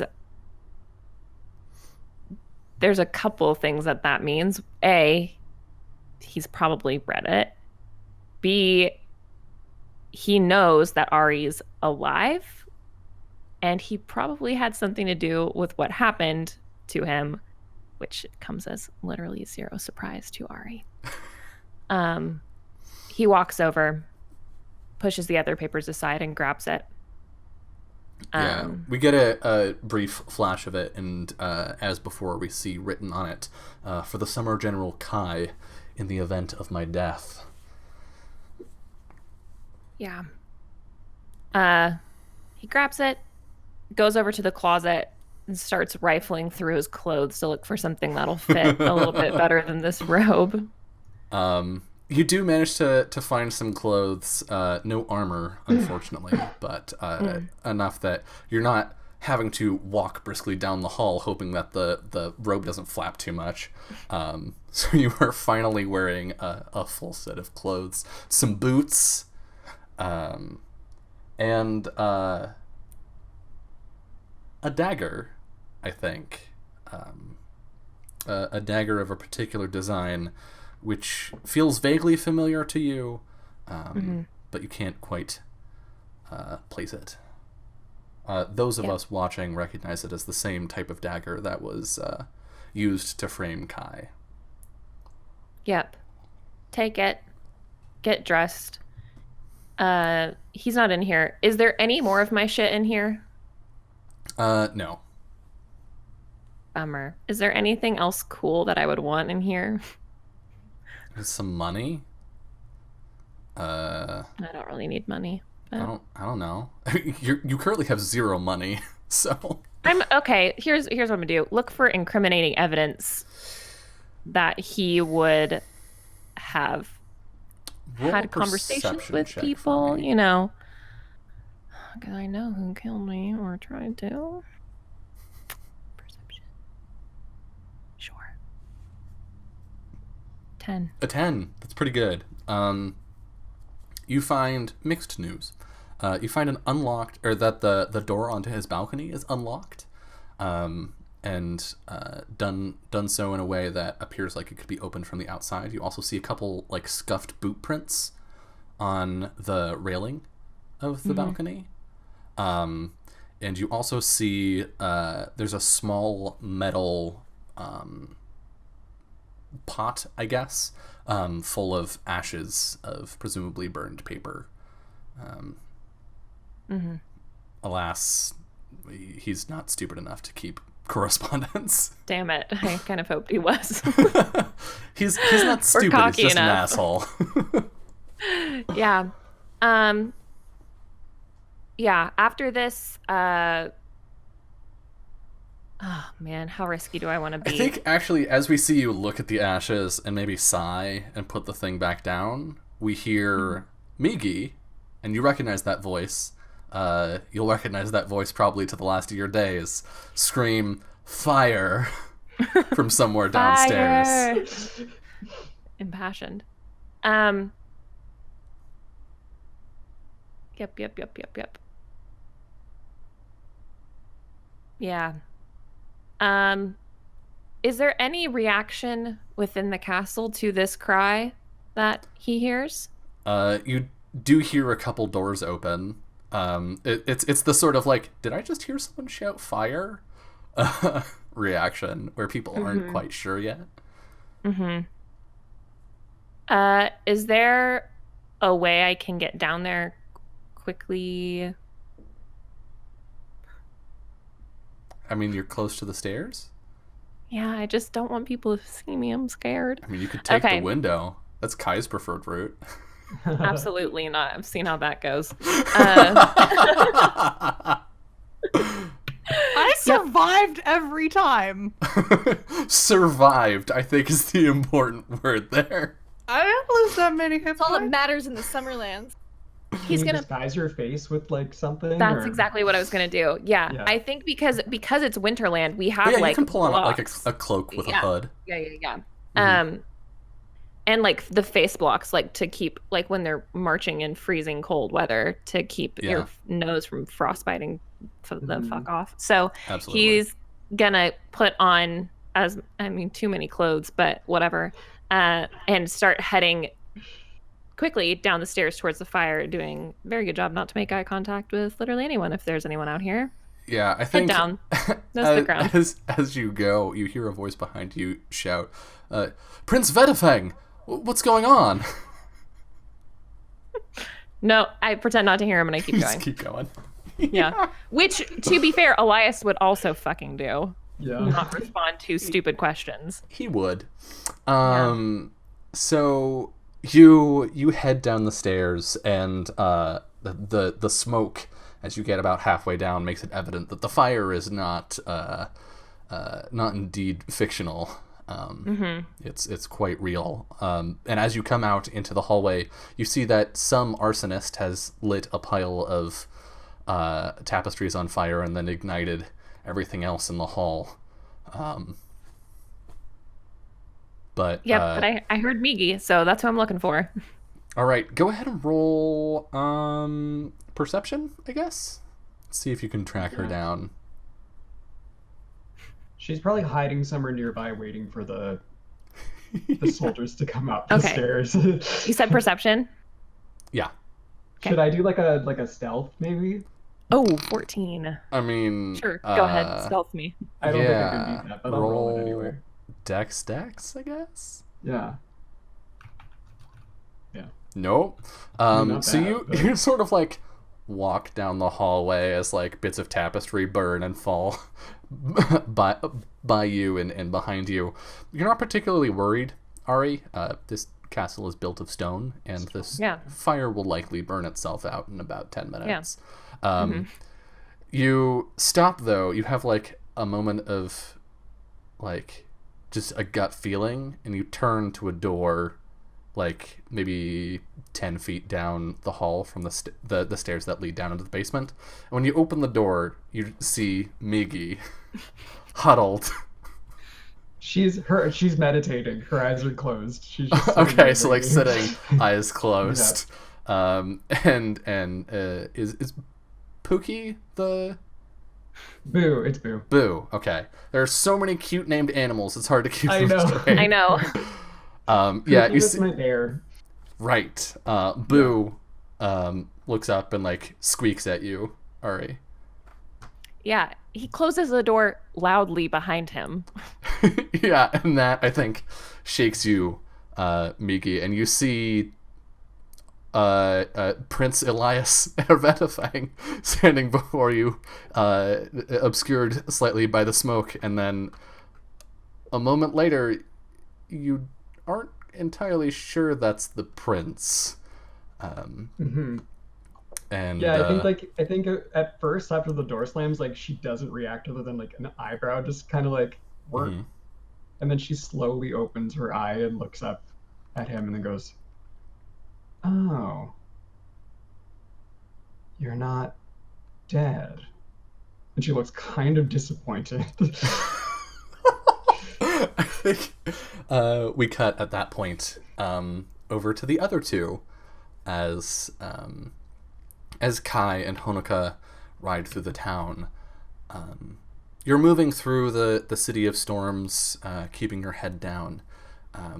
As you pass the Eye of the Storm, Kai, you can't help but cast your gaze one last time toward the tavern that has sort of been your home away from home. And you see a man that you swear you've seen before open the door to the tavern and walk inside. Your blood runs cold as you recognize those dark gray eyes. Cool. You've met this man once before in Vohu's palace. Moments before you saved the queen's life. What do you do? Well, I think his stomach definitely drops. And, we see Nero come up a little bit short because he kind of inadvertently, like, squeezed the animal side and, like, drew up. And he'll kind of glance back. Is everything all right? Well, I mean, comparatively. Thought I saw someone I recognized, that's all. And given this person did not give him a good feeling the last time, he can't really ignore that. So I think we see him kind of turn Nero about and look to Honoka. Keep going to the edge of town. I'll catch up with you. I just need to check something. I don't think we should split up. I'll just be. If you need me, just yell. Help. All right. Because you probably shouldn't yell. I mean, it's just not right. Stay here. Okay. I'll just be a few minutes. Okay. Remember, help. If you need it. Of course. Okay. Take care of Nero. Be Okay. nice. He says He, like, to Nero as he Looks plops down at you and then doesn't rotate his head back. He just turns to look at Honoka, his head still sideways. She's very sweet. You would better be nice. You're very good. I can't. He ruffles and steps to the side just a little bit closer to Honoka. And yeah, he'll leave that. And I think like he pretty much always has his Eku like strapped and ready to go if he's out and about. So he's going to step on into the inn, the tavern, and have a look-see. Yeah. And as you step in, you see this man, who we recognize as Vidhatu, leaning with one elbow on the bar, having a jovial conversation with your friend the barkeep. And she looks up from the conversation and sees you and waves and says, "Ah, Kai. Haven't seen you in about a day. You sleep off all those drinks yet?" Still working on it. Was just headed out. Figured I'd get a couple of things for the road. And the man turns and sees you. Definitely like side-eyeing this guy extremely hard, but trying to like route his attention back to the barkeep, keep the smile going. He looks at you and you see him smile. He says, "Oh, Kai, heard so much about you. Gosh, I feel like I knew you already." And with that, we are at the top of an hour. We're going to step away to our second and final break. And when we get back, we're going to see how the fuck any of this wraps. So we'll see you in a little bit. Violently. Yeah. Welcome back to the final hour of episode 7 of Legends of Mahōrea. Let us travel a short distance back to the Palace of Akvan, where there is a fire, and also there's a hot fire, and also there's a hot man in front of Migi. What do you do? Yeah, as soon as Migi's like, "Oh, you're not actually dead," Yeah. he like pushes back the hood and pulls down the face mask. How long have I been gone? I'm pulling it up for Like you. 5 or 6 days, right? I'm not So sure you exactly. died in episode 4, so it's been 1, 2, 3 days. Well, there's been a couple. Like there was like an episode where we had 2 nights, so it's been like 4 days. Any time that we have crossed a 24-hour mark, we have picked up within that crossed 24-hour mark on the following episode. So I've been keeping it to an average of a day per episode. Migi looks at him and goes, "Honestly, I haven't been counting." I don't know why I expected you to be helpful. Are you? And then she fixes her like gaze at you and sort of dusts off her lap and kind of like gets up. Are you gonna kill him? Who? Who do you think? I mean, Currently, I'm not planning on killing anyone. really? That's new for you. Turning over a new leaf now that you're not dead. Not exactly. So why are you setting fires? I need something. What is it? We've done this dance before, Ari. This time we don't have time to waste. So what is it? Why don't you tell me what you need? And maybe we can work out a deal. I need to figure out what the hell is going on here. What's happened? The Spring Prince is dead. No, I know. Okay. Moving right along. Your prince has been causing trouble. I know that too. And she pauses because she was just about to tell her about Varun and Vidatu and Kai and Hanukkah like heading out. And she doesn't tell Ari about that.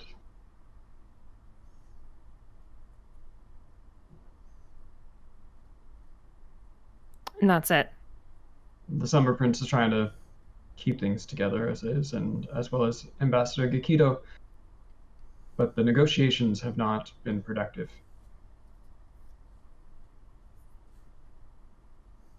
There is someone who is looking to stir up trouble to intentionally start a war between the kingdoms. You don't say. That's why all of this has been happening, including the attempt on my life. And yet you don't want to kill him.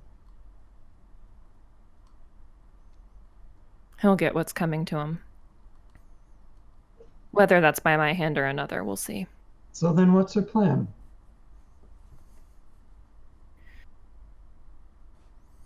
I'm not exactly sure. I don't know that I can do damage control enough to stop a war at this point. Maybe. You hear heavy boots down the hallway. That'll be the guards and the fire.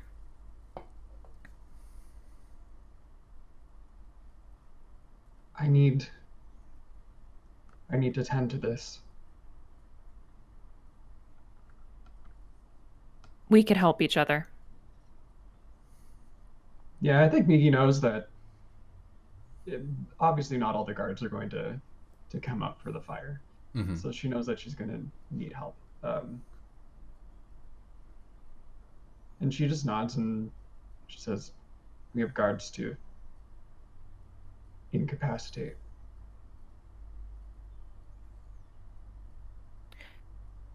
Nothing else happened while I was unconscious.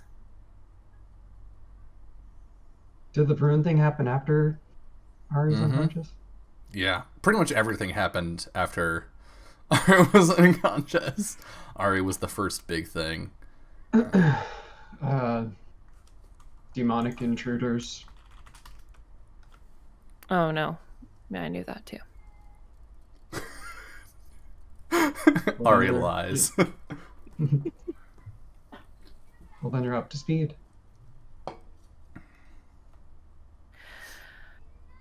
All right, let's go. And he'll pull Yeah. back up his hood and cover his face. All right. Go back out into the hall. Yeah, Migi opens the door. What does Migi see when she pokes her head out? You see a handful of guards, sort of. You're around the corner from the hallway that you lit on fire, so you don't really see anything now. But when you peer around the corner and look down the hall, at the end, where sort of at the edges of the fire, you see a small group of guards trying to like put out the fire before it spreads further. Can I try something? Probably. Okay, I may regret saying that, but yeah. I have a spell called Grateful Scarecrow, and if there's fire around, it turns into a flaming scarecrow, and the point is for it to distract things towards it. Uh-huh. Yep. Yep. Yep, that's the thing you can do.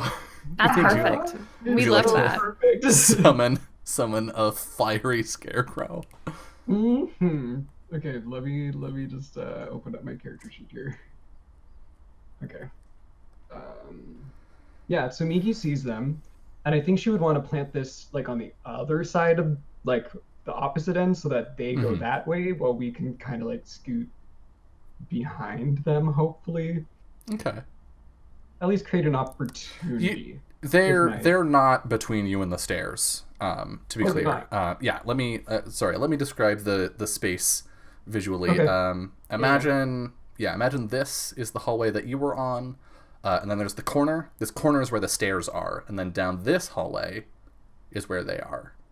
Oh, so we could possibly just sneak to the stairs anyway. If they don't see you. Smoke. Okay. Flames. A built-in distraction down the hall. Okay. And it's Yeah. like across, it's like less than 4 steps away, right? I Yeah, can make roughly. it. I'm I confident. mean, if you don't think the scarecrow would add any like benefit to I did not say that. I just said that you don't have to move the guards from between you and the stairs. I do think adding a distraction would make it easier. Okay. So Go for Migi, we get the close up again and the fluttery bangs. Mm-hmm. And where the heck is it? She says, precious sacrifice of twisted straw, stand tall, grateful scarecrow, and yeah, stretches out a hand, and then I guess well, I guess I'll roll and we'll see how this goes first. Yeah. This is autumn sorcery. 8. All right. Yeah. So I think it where does it come from? I have an idea that you may like. It's a creepy scarecrow and it lights on fire. I'm imagining that actually at first it's uncharacteristically cute. Okay. It's just like a scarecrow with like a cute little like buttons for eyes on the pumpkin. It like wobbles in the middle of the hallway, and then the fire reaches it and burns across it and like turns the clothing black. And as it crawls across the face, it pulls away into this like open mouth with sharp teeth that teeters toward the guards, and all of them look at it and immediately start running in the other direction. Yes. And Don't you like may that. you may go down the stairs unhindered. Cool. Yay. We do quickly. Yeah.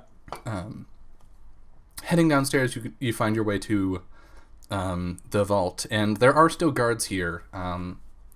If I recall, I think I said there were like 4 guards from each when you were here last episode. So 4 of them are gone, meaning you are down to 12 of previously 16 guards.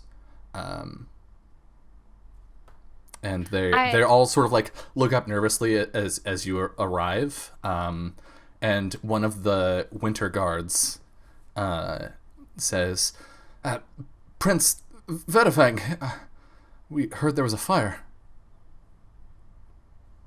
I have a question, Dylan. Mm-hmm. This vault. Uh-huh. How do you get into it? Like, is it a key? There is a large barred door. There's not a key. Oh, sweet. That's part of why there are a bunch of guards. Right. That makes total sense. Ari starts walking forward and does not stop and does not say anything. Into the guards. Like, acting like he's going to just walk through them to the vault. The guards sort of look at each other, and I think the guards of the fall delegation and the summer delegation are still there. The spring guards are the ones that Migi just scared off down the hallway. And one of the summer guards, who we recognize as Chimo, steps forward and holds out a hand. I'm sorry, sir. I can't let you in. Not without the other princes.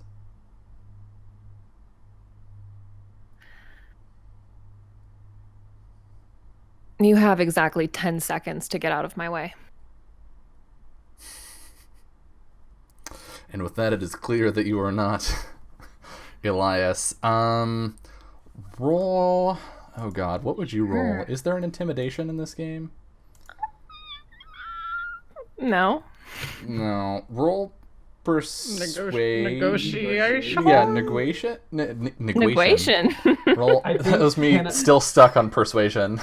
Negotiation, yes. I think Migi steps out from around, like, I guess she sort of stayed in the stairs to see how Ari would deal with this, and when she sort of sees that this is coming to like a thing, she steps out from the stairwell and just pipes in, I would do as he says. Roll. Okay, Migi, roll negotiation first. And if you get a 5+, it'll give a +1 to Ari. Yeah. All right, yeah. Fuck. Oh, oop, whoop. Oh. Oop. And now all the cameras in the wrong. Damn it, Lindy! That could be Kai. Wow, how about we just take your role? Do it. Do it. I could be Honoka. I could do cute. No. Fuck. Although we all switched. We all... Everyone's in the wrong spot. No. It's an accident. Lindy. All right, Lindy, tune in next why? week I for miss 3 Glenn. players. Lindy's been fired. Yeah. All right. We I chose think to go a different direction. I think everyone's faces are back in the right spot. Okay. Yeah, they are. All right. So, you rolled real well, Migi, and Ari, go ahead and roll with a +1. I'm afeared. Not great. I'm gonna be nice. And I think Migi's doing the heavy lifting here. Okay. In that, you say you have 10 seconds to step out of my way, and the people in the winter delegation recognize your voice. They recognize the voice of the deceased Ari Adam Ward, and they look back at Migi and hiss, "Witch!" Oh fuck yeah, that's very And- good. And Chimo looks at you and then looks back at Migi, and you see him go pale and take a step back, raising Yes, the dead. boys, he cannot die now. She just throws it in. I don't know. Yeah, and you see Chimo grinding his teeth, and he's got his hand on his polearm, and then one of his companions puts a hand on his shoulder and says, "It's not worth it." And Chimo spits at your feet and stands aside. Perfect. I'm gonna go on in. Miki just... And there we go. That's That's I what will we say, needed. it took 2.5 hours for this to happen. So It did. that's that. And he's You're back. back. I'm back. Okay. Yeah. Migi just creeps. Now that she sees the opening, she's like, "Warp," Yeah. and heads down the hall behind him. I think even to capitalize on Migi's threat and basically taking ownership of Ari being alive, he'll let her go first. As if Okay. he's following her command, if that makes sense. Mm-hmm. Yeah. The guards don't get in your way as you struggle to lift this heavy oak beam off of the door, Migi. But once you do, the doors swing toward you, and or I guess it would be away. And looking in, you see a chamber that is a lot sparser than perhaps you'd expected. There's a small pile of coins, a couple relics and artifacts, a pile of art roughly the amount of pieces that would be in one of the larger suites. And floating ominously in the center of the room is a black crystal that you collected from the swamp. And Ari, you hear a voice in your head say, "Hello again." In my head? Mm-hmm.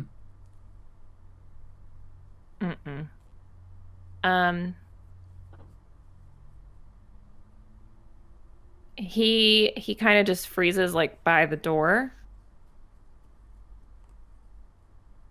And I think he says like out loud, "Who are you?"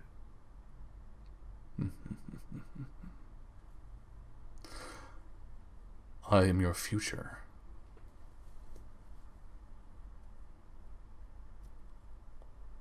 And what does that mean? Migi, Ari is talking to himself. She looks at him and she goes, "Happens to me all the time." What do you do while this is happening? She turns around and I mean, I think she can tell what it is that's drawn her here. Yeah. She's gonna slowly walk towards it and study it. Yeah. And let me just take a look at something.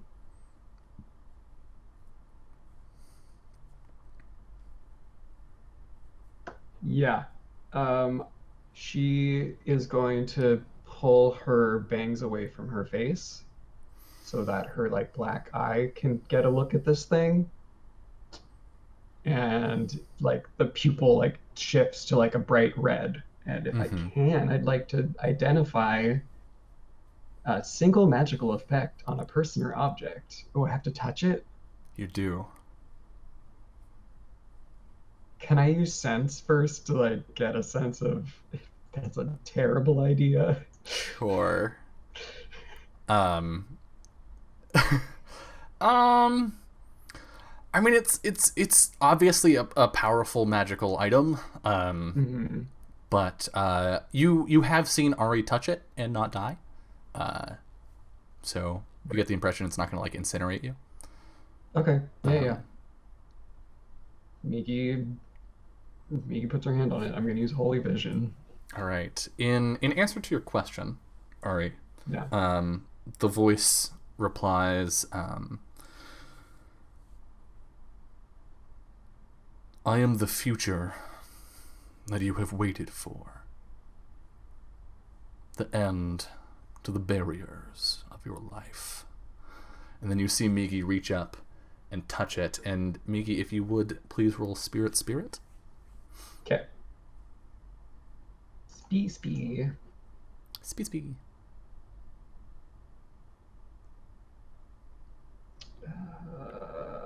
Yeah. Kill it.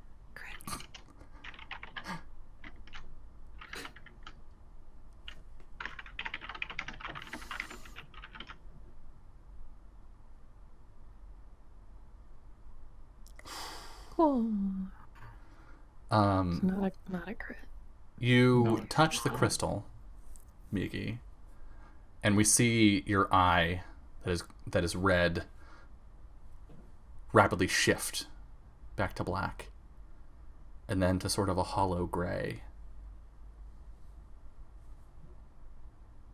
And Migi turns her head to look at you, Kai, holding the crystal. Who?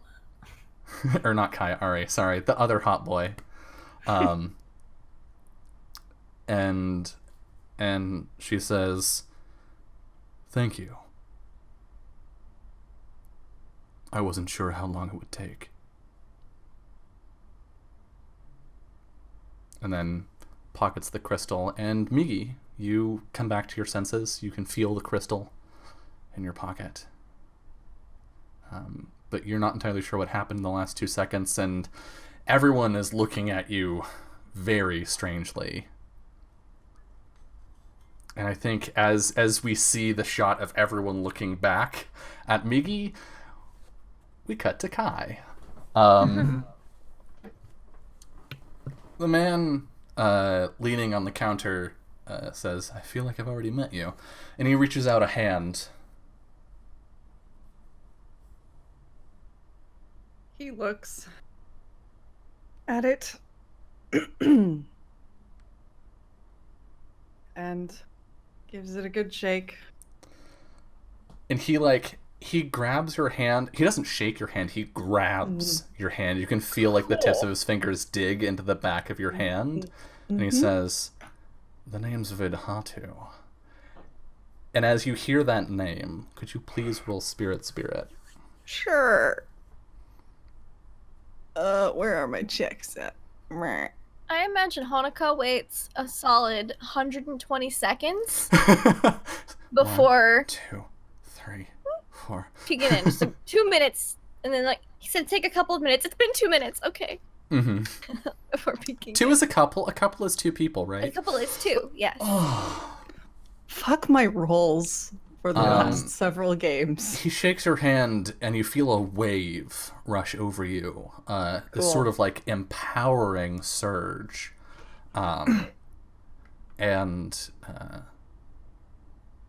he says, as he lets go of your hand and leans back, I hear you got a promotion recently. Not that recently. Oh, well. Guess the rumor mill is a little behind. It is. Well, what brings you here?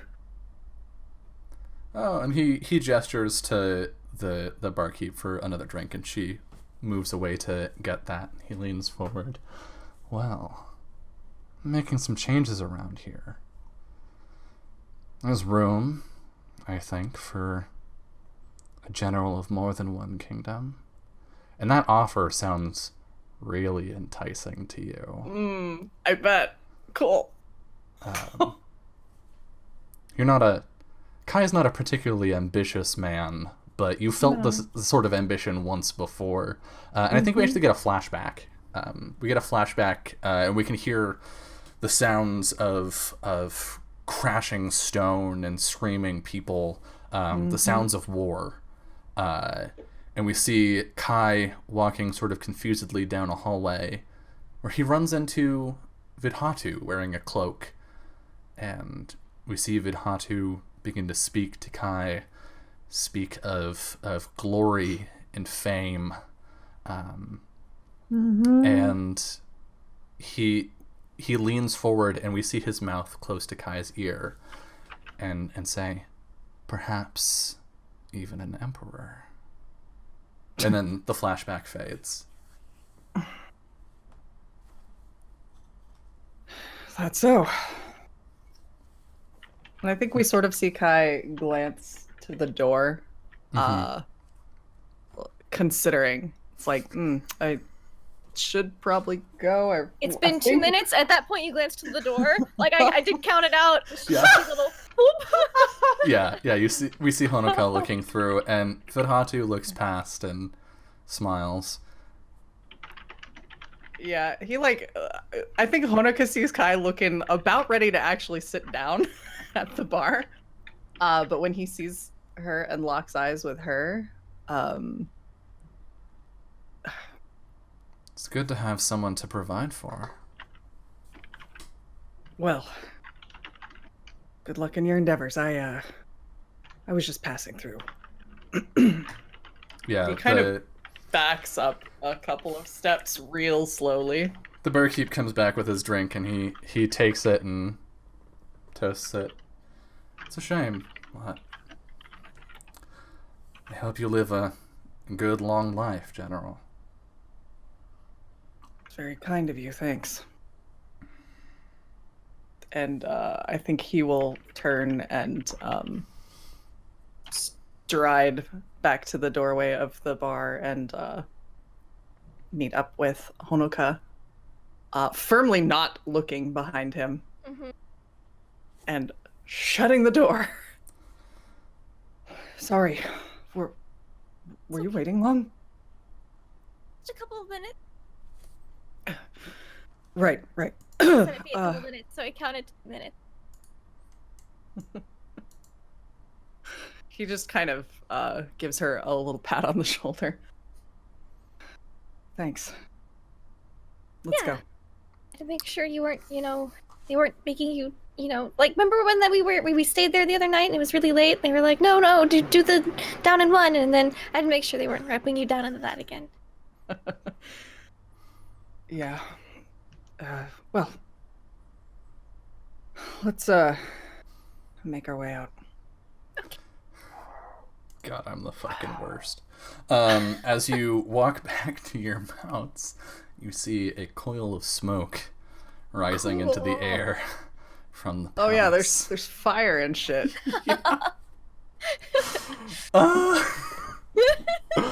Oops. Oopsie. Ooh. Well, that looks dangerous. I'm sure they have it under control. Yeah, Thank you. I expected the talks to go bad, but not that fast. Do you think Miki had anything to do with this? Annika just instantly is like, no. I think there's Miki like seemed like she was up to something when we were like, we gotta go. He's like, there's definitely, I think, a beat where they just look at each other for like a significant moment of silence. Yeah, it transitions into chibi mode and they both just nod at each other. maybe we should, I don't know, have passage for 3 just in case, ready if we're taking a boat, or I don't know if we're traveling by land or what. Where are we going? I probably shouldn't head back to the Spring Kingdom if that's going on. Well, all things considered, I haven't been home for a few years. There's not much there, except water and fish. That's fine. I like both of those things. So, a boat then? You want to get a boat? And then I can message Miki to tell her where we're at if she needs to get out of town. Sure. Okay, I have Sky texting. I completely forgot about sky texting. And only Miki will be able to read it. And I looked it up and I have enough magic to use it. I guess Great. Classy go get a Annika. boat. Alright, so the two of you Buddy. turn around and start heading back toward the docks. I guess. Okay. Listen. I'll start formulating. We're gonna get a big enough boat, and I think she's gonna be like, by the way, Ari's passed out in my closet. Could you please bring him with? Low key though, everyone thinks he's dead. It's a big secret. Okay, thanks. Bye. So we see the two of you. I'll work on the message because she won't see it till she gets outside. We see the two of you go down the road, and we linger for a second on the eye of the storm, and Vidhatu steps out the door and cracks his neck and looks up, and we can see there's like this roiling storm front that sits over half the city and over the palace, but there's this bright shining sunlight shining down on the port, and Vidhatu smiles. Wouldn't have it any other way. And begins heading toward the palace, where we see Ari and we see Migi. Miki and something else. No, just Migi. Just good old Migi, you know. Yeah. She's Oh, Not Boo. pissed. I'm sorry, I forgot about Boo. Yes, yeah, and Boo. That's what I meant. That's fine. So can I roll Holy Vision Yeah. to get like a sense of what I have just? Picked on up. Yep. Yeah. Please do. I'm going to message you on Discord. Oh, Ah, What? That's not nice. I mean, you can I want to privately listen you can too. privately chat in Zoom. Or That's you true. can just like fuck it Darns. up and message all of us by accident. Oh. Ari remembers what happened when he touched the crystal and obviously just heard a different voice come out of Miki. Yeah. That's fine. What did you want with that?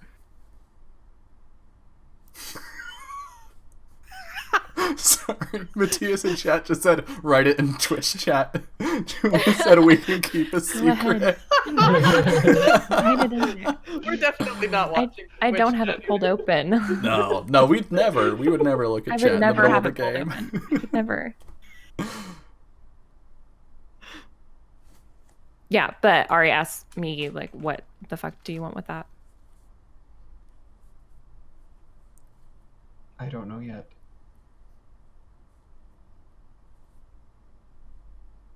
All right, and what's your plan from here? The guards start to sort of look back and forth between the two of you. Like, there's a lot more conversation happening than they were expecting. I think she notices that they're paying attention to all of this, and he is going to lie for now in front of them, and just say, take this back to the leaders of our kingdoms as requested.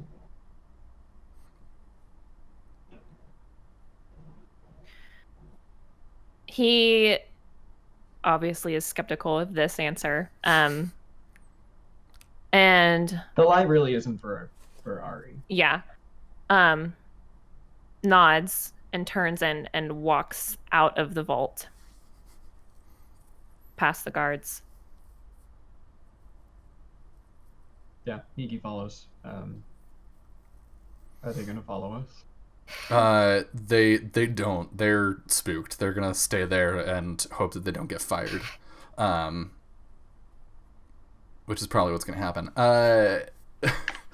So you head back up to the above ground, and that hallway has burned itself out. Okay.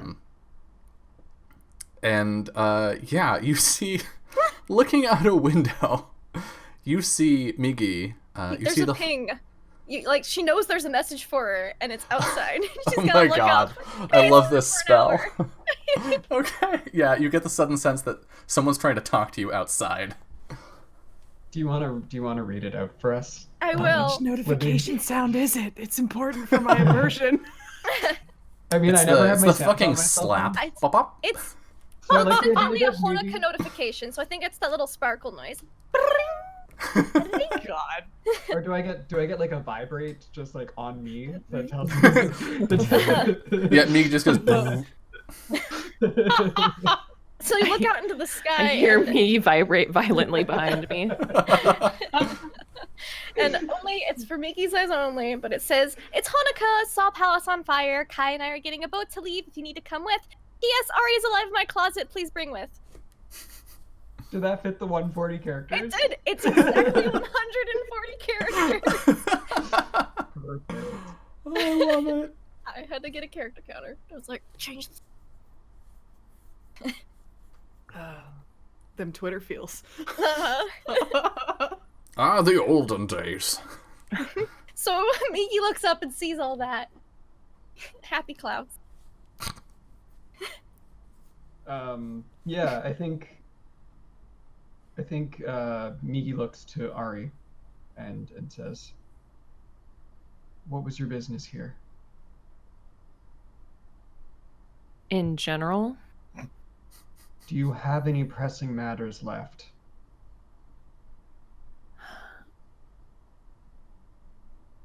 I I would advise feel you to be forthcoming. well, it depends on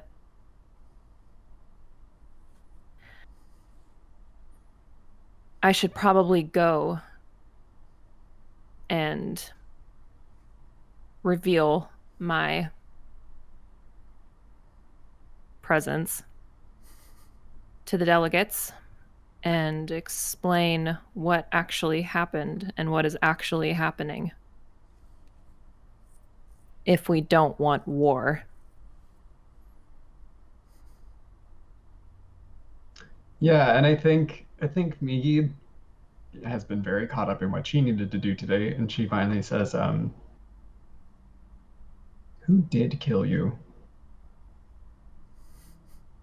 Someone named Vidhatu. Migi knows that name. Yep. Ah, those demon children. It might be useful for you to know that Kai and Honoka, did you guys mention that you were gonna go look for them, maybe? Did that come up? Yeah. Yeah, we did mention it. They've gone on a suicide. Yeah, right. We did talk about that. I'm sorry, I'm forgetting. They've gone on a Yeah. suicide Suicide. mission. Yeah, they're going on a bit of a suicide mission to chase after the Vidatu and his sister. Do you know where they are? Funny you should ask. Well, I just got a message from Honoka. They are getting a boat to leave. And they also said to bring you along. Lovely. Can they come back? I think you say that, and there's a moment of like, and then Ari, you hear a sound that you are primed to hear. You hear the sound of a blade against flesh, the last croak of someone dying, and then a body falling to the ground somewhere down the hall toward the middle of the palace. I draw my sword. And I start walking with purpose towards it. All right. Goodbye, Migi. Hey, I'm at off least to you die know for where the to second find time. us. It's a boat. That's true. Yep, but he's going straight towards it. Okay. No chill. As you move toward the front of the palace, you come across a dead servant, and then another, and then 2 guards, and then more as you reach the main vestibule of the palace and the sort of main stairs, and you see 2 figures. One that you recognize. And Migi, do you stay behind or do you follow?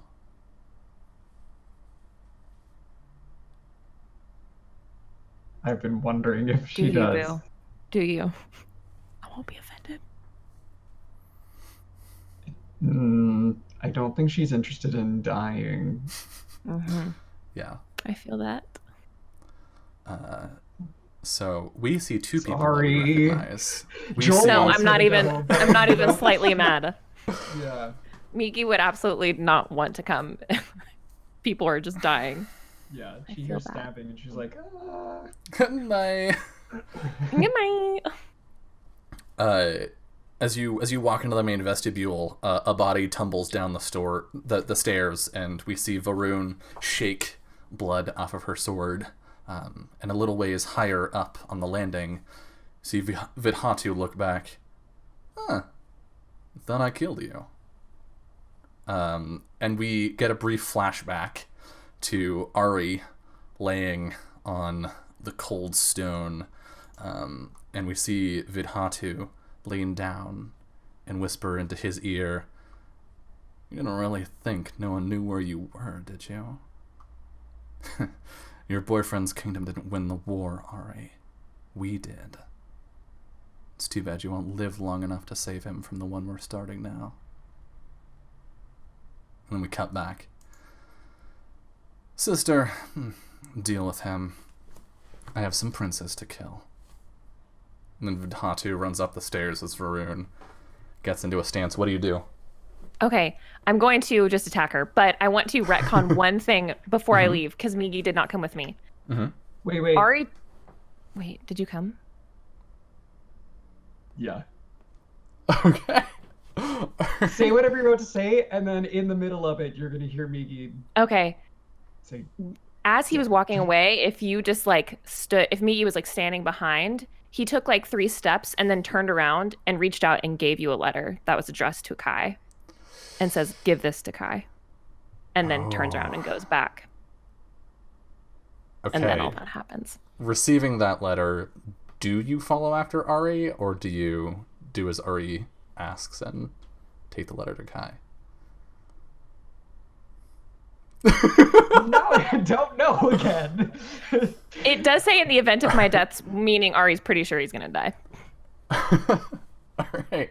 Okay. I think actually what we see is Ari standing there as he draws his sword, and Varun sort of limbering up and flourishing her sword as she walks down the stairs and says, "Well, I'm used to cleaning up my brother's messes."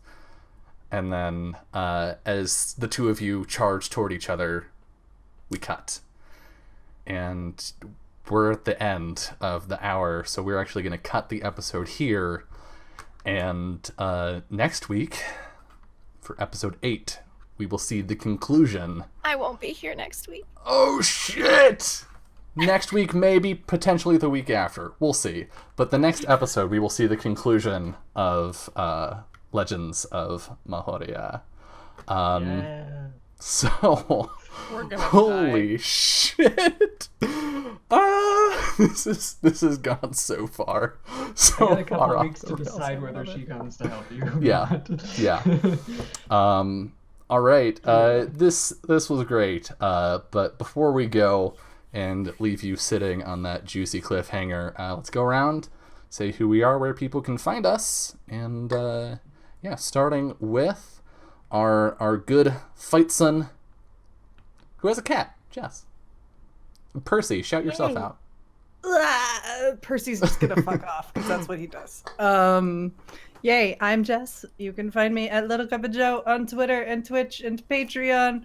I do RPG things, and I guess the coolest news is next weekend the Otome game streams are starting up again. We're gonna dive back into Hakuoki and be sad, probably.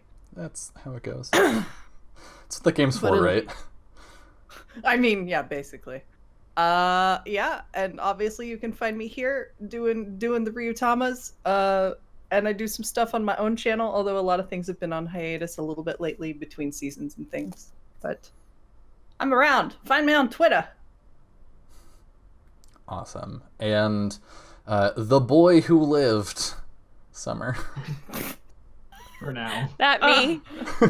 That me for now. For exactly one more episode. Yeah, I'm Summer. If you know anything about me, I've been on maternity leave and have not been in pretty much jack shit anything. So I'll be here, back for good here. So exciting. Over on Off the Table, we just started up a new campaign, 2 groups, Thursdays and Fridays, of Urban Shadows, Sanguihona, but, you know, like 100-something years in the past, which is fun. Yeah, follow me on Twitter to see pictures of my baby. Adorable child. He's very cute. He's currently screaming his head off right down there. Great. Yeah, he's fun. At Just a Summer Job. You can follow the Off the Table Twitter, off_the_table. Yep. That's it. Alrighty. That's all I'm doing right now. You can only see my face here. Don't you feel honored, Dylan? I do, really. It's so great to have you back. Like no jokes, no goofs, no nothing. Like it really is great having you back, Summer. I was so hyped to come back. I was excited all day today. And thank you for agreeing to the hyper dramatic reveal for chat's sake. You're welcome, obviously. The spookiest person at the table, always and forever, Jolie. That's me. Where can the good people find you? Yeah, you can find me on Twitter at JolieOlio. I also have another channel. I have my channel on Twitch, which is Pen and Paper Pals, which is twitch.tv/penpaperpals. The and is not in there. We're going to be playing Burning Wheel next Sunday. Woo! With Jess and K-Face and Matthias and it's gonna be really fun and spooky because that is apparently my brand. So that's starting next Sunday. It'll be at noon Pacific. I'm also in the Urban Shadows campaign that Summer mentioned, Sanguahona, on Thursday at 6 p.m. Pacific, playing a fairy, kind of like a cinnamon bun boy, a little bit. We'll see how long that lasts, though. Yeah, we'll see if that continues into the future. Yeah. I mean, that city like fucks people up pretty quick, so we'll find out. And then I'm also here on Saturdays. Yesterday we played Burning Wheel, and then 2 weeks from now we'll be playing more Burning Wheel. So that's what I'm up to. Hell to the yeah. And our poor beleaguered healer, Lindy. I have Lindy, 2 you're MP left. you're pulling through. You're making it. Making it. Poor Honoka. Maybe we'll get out of here alive. I don't know. We'll find out. We'll see. Fingers crossed. But you can find me online, definitely living it up. I Laugh Love Lindy on Twitch, Twitter, and YouTube. I play and DM a lot of games. I DM Jess on Tuesdays right before I DM Ravenloft on my channel. So I DM spoopies, tentacles, and smooches, and ice, and Ravenloft, and mummies, all sorts of stuff on Tuesdays. And if you're gonna be at Origins and you see me next week, say hi. I will be there. And if you don't, say hi, be square. Because, whatever. Someone in the audience is literally a square, and they're like, "Oh, I can't say hi." Ouch. And yeah, you're on my channel already. I am Dylan, aka Narcissus. You can find me on Twitch, Twitter, YouTube, Patreon, Itch.io, pretty much any place where you could find a nerd/game designer at a Narcissus. We will have the final episode of this coming up to be determined in the future. That will be announced on Twitter and also in the Discord. If you have not joined the Discord, you absolutely should.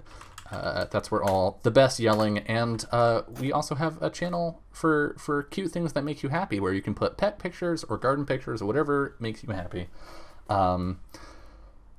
But after the final episode, we will be taking several weeks off, sort of like we did between the end of Core 1 of the main series of Ryoko Seo. And we will be coming back after those few weeks with Core 2, Season 1.5, I guess, of Ryoko Seo. So, just so you're forewarned, there will be a bit of a break after our final episode while we work on some production stuff. I'm gonna stream the art, though. Yeah, if you're not already following Jess on Twitch, what the heck is wrong? Her streams are better than mine. Go watch that. And after selling myself really well right there, you can find me tomorrow and Tuesday and Wednesday this week. I'm actually going to pull up Twitter so I can see when the fuck shit's happening, because I am covering several of the E3 conferences this year via co-streaming. We did the Microsoft conference today. I co-hosted that with PB of PB Plays Inside Fame and Sophie May. Tomorrow at 10 a.m. Pacific, probably closer to 9:30 a.m. Pacific, so that I have some time to do commentary and talk about stuff before the conference. I will be covering the PC Gaming Show, which, if you're not aware, is the best hosted conference at E3 every year. Sean Day9 Plot hosts that and is probably the best presenter I've ever seen ever. And I will be covering all the announcements that come from that. Afterward, after probably like a 30-minute break, I anticipate, at 12:30 p.m. Pacific, PB and I will be covering the Ubisoft conference and all the stuff that comes from that.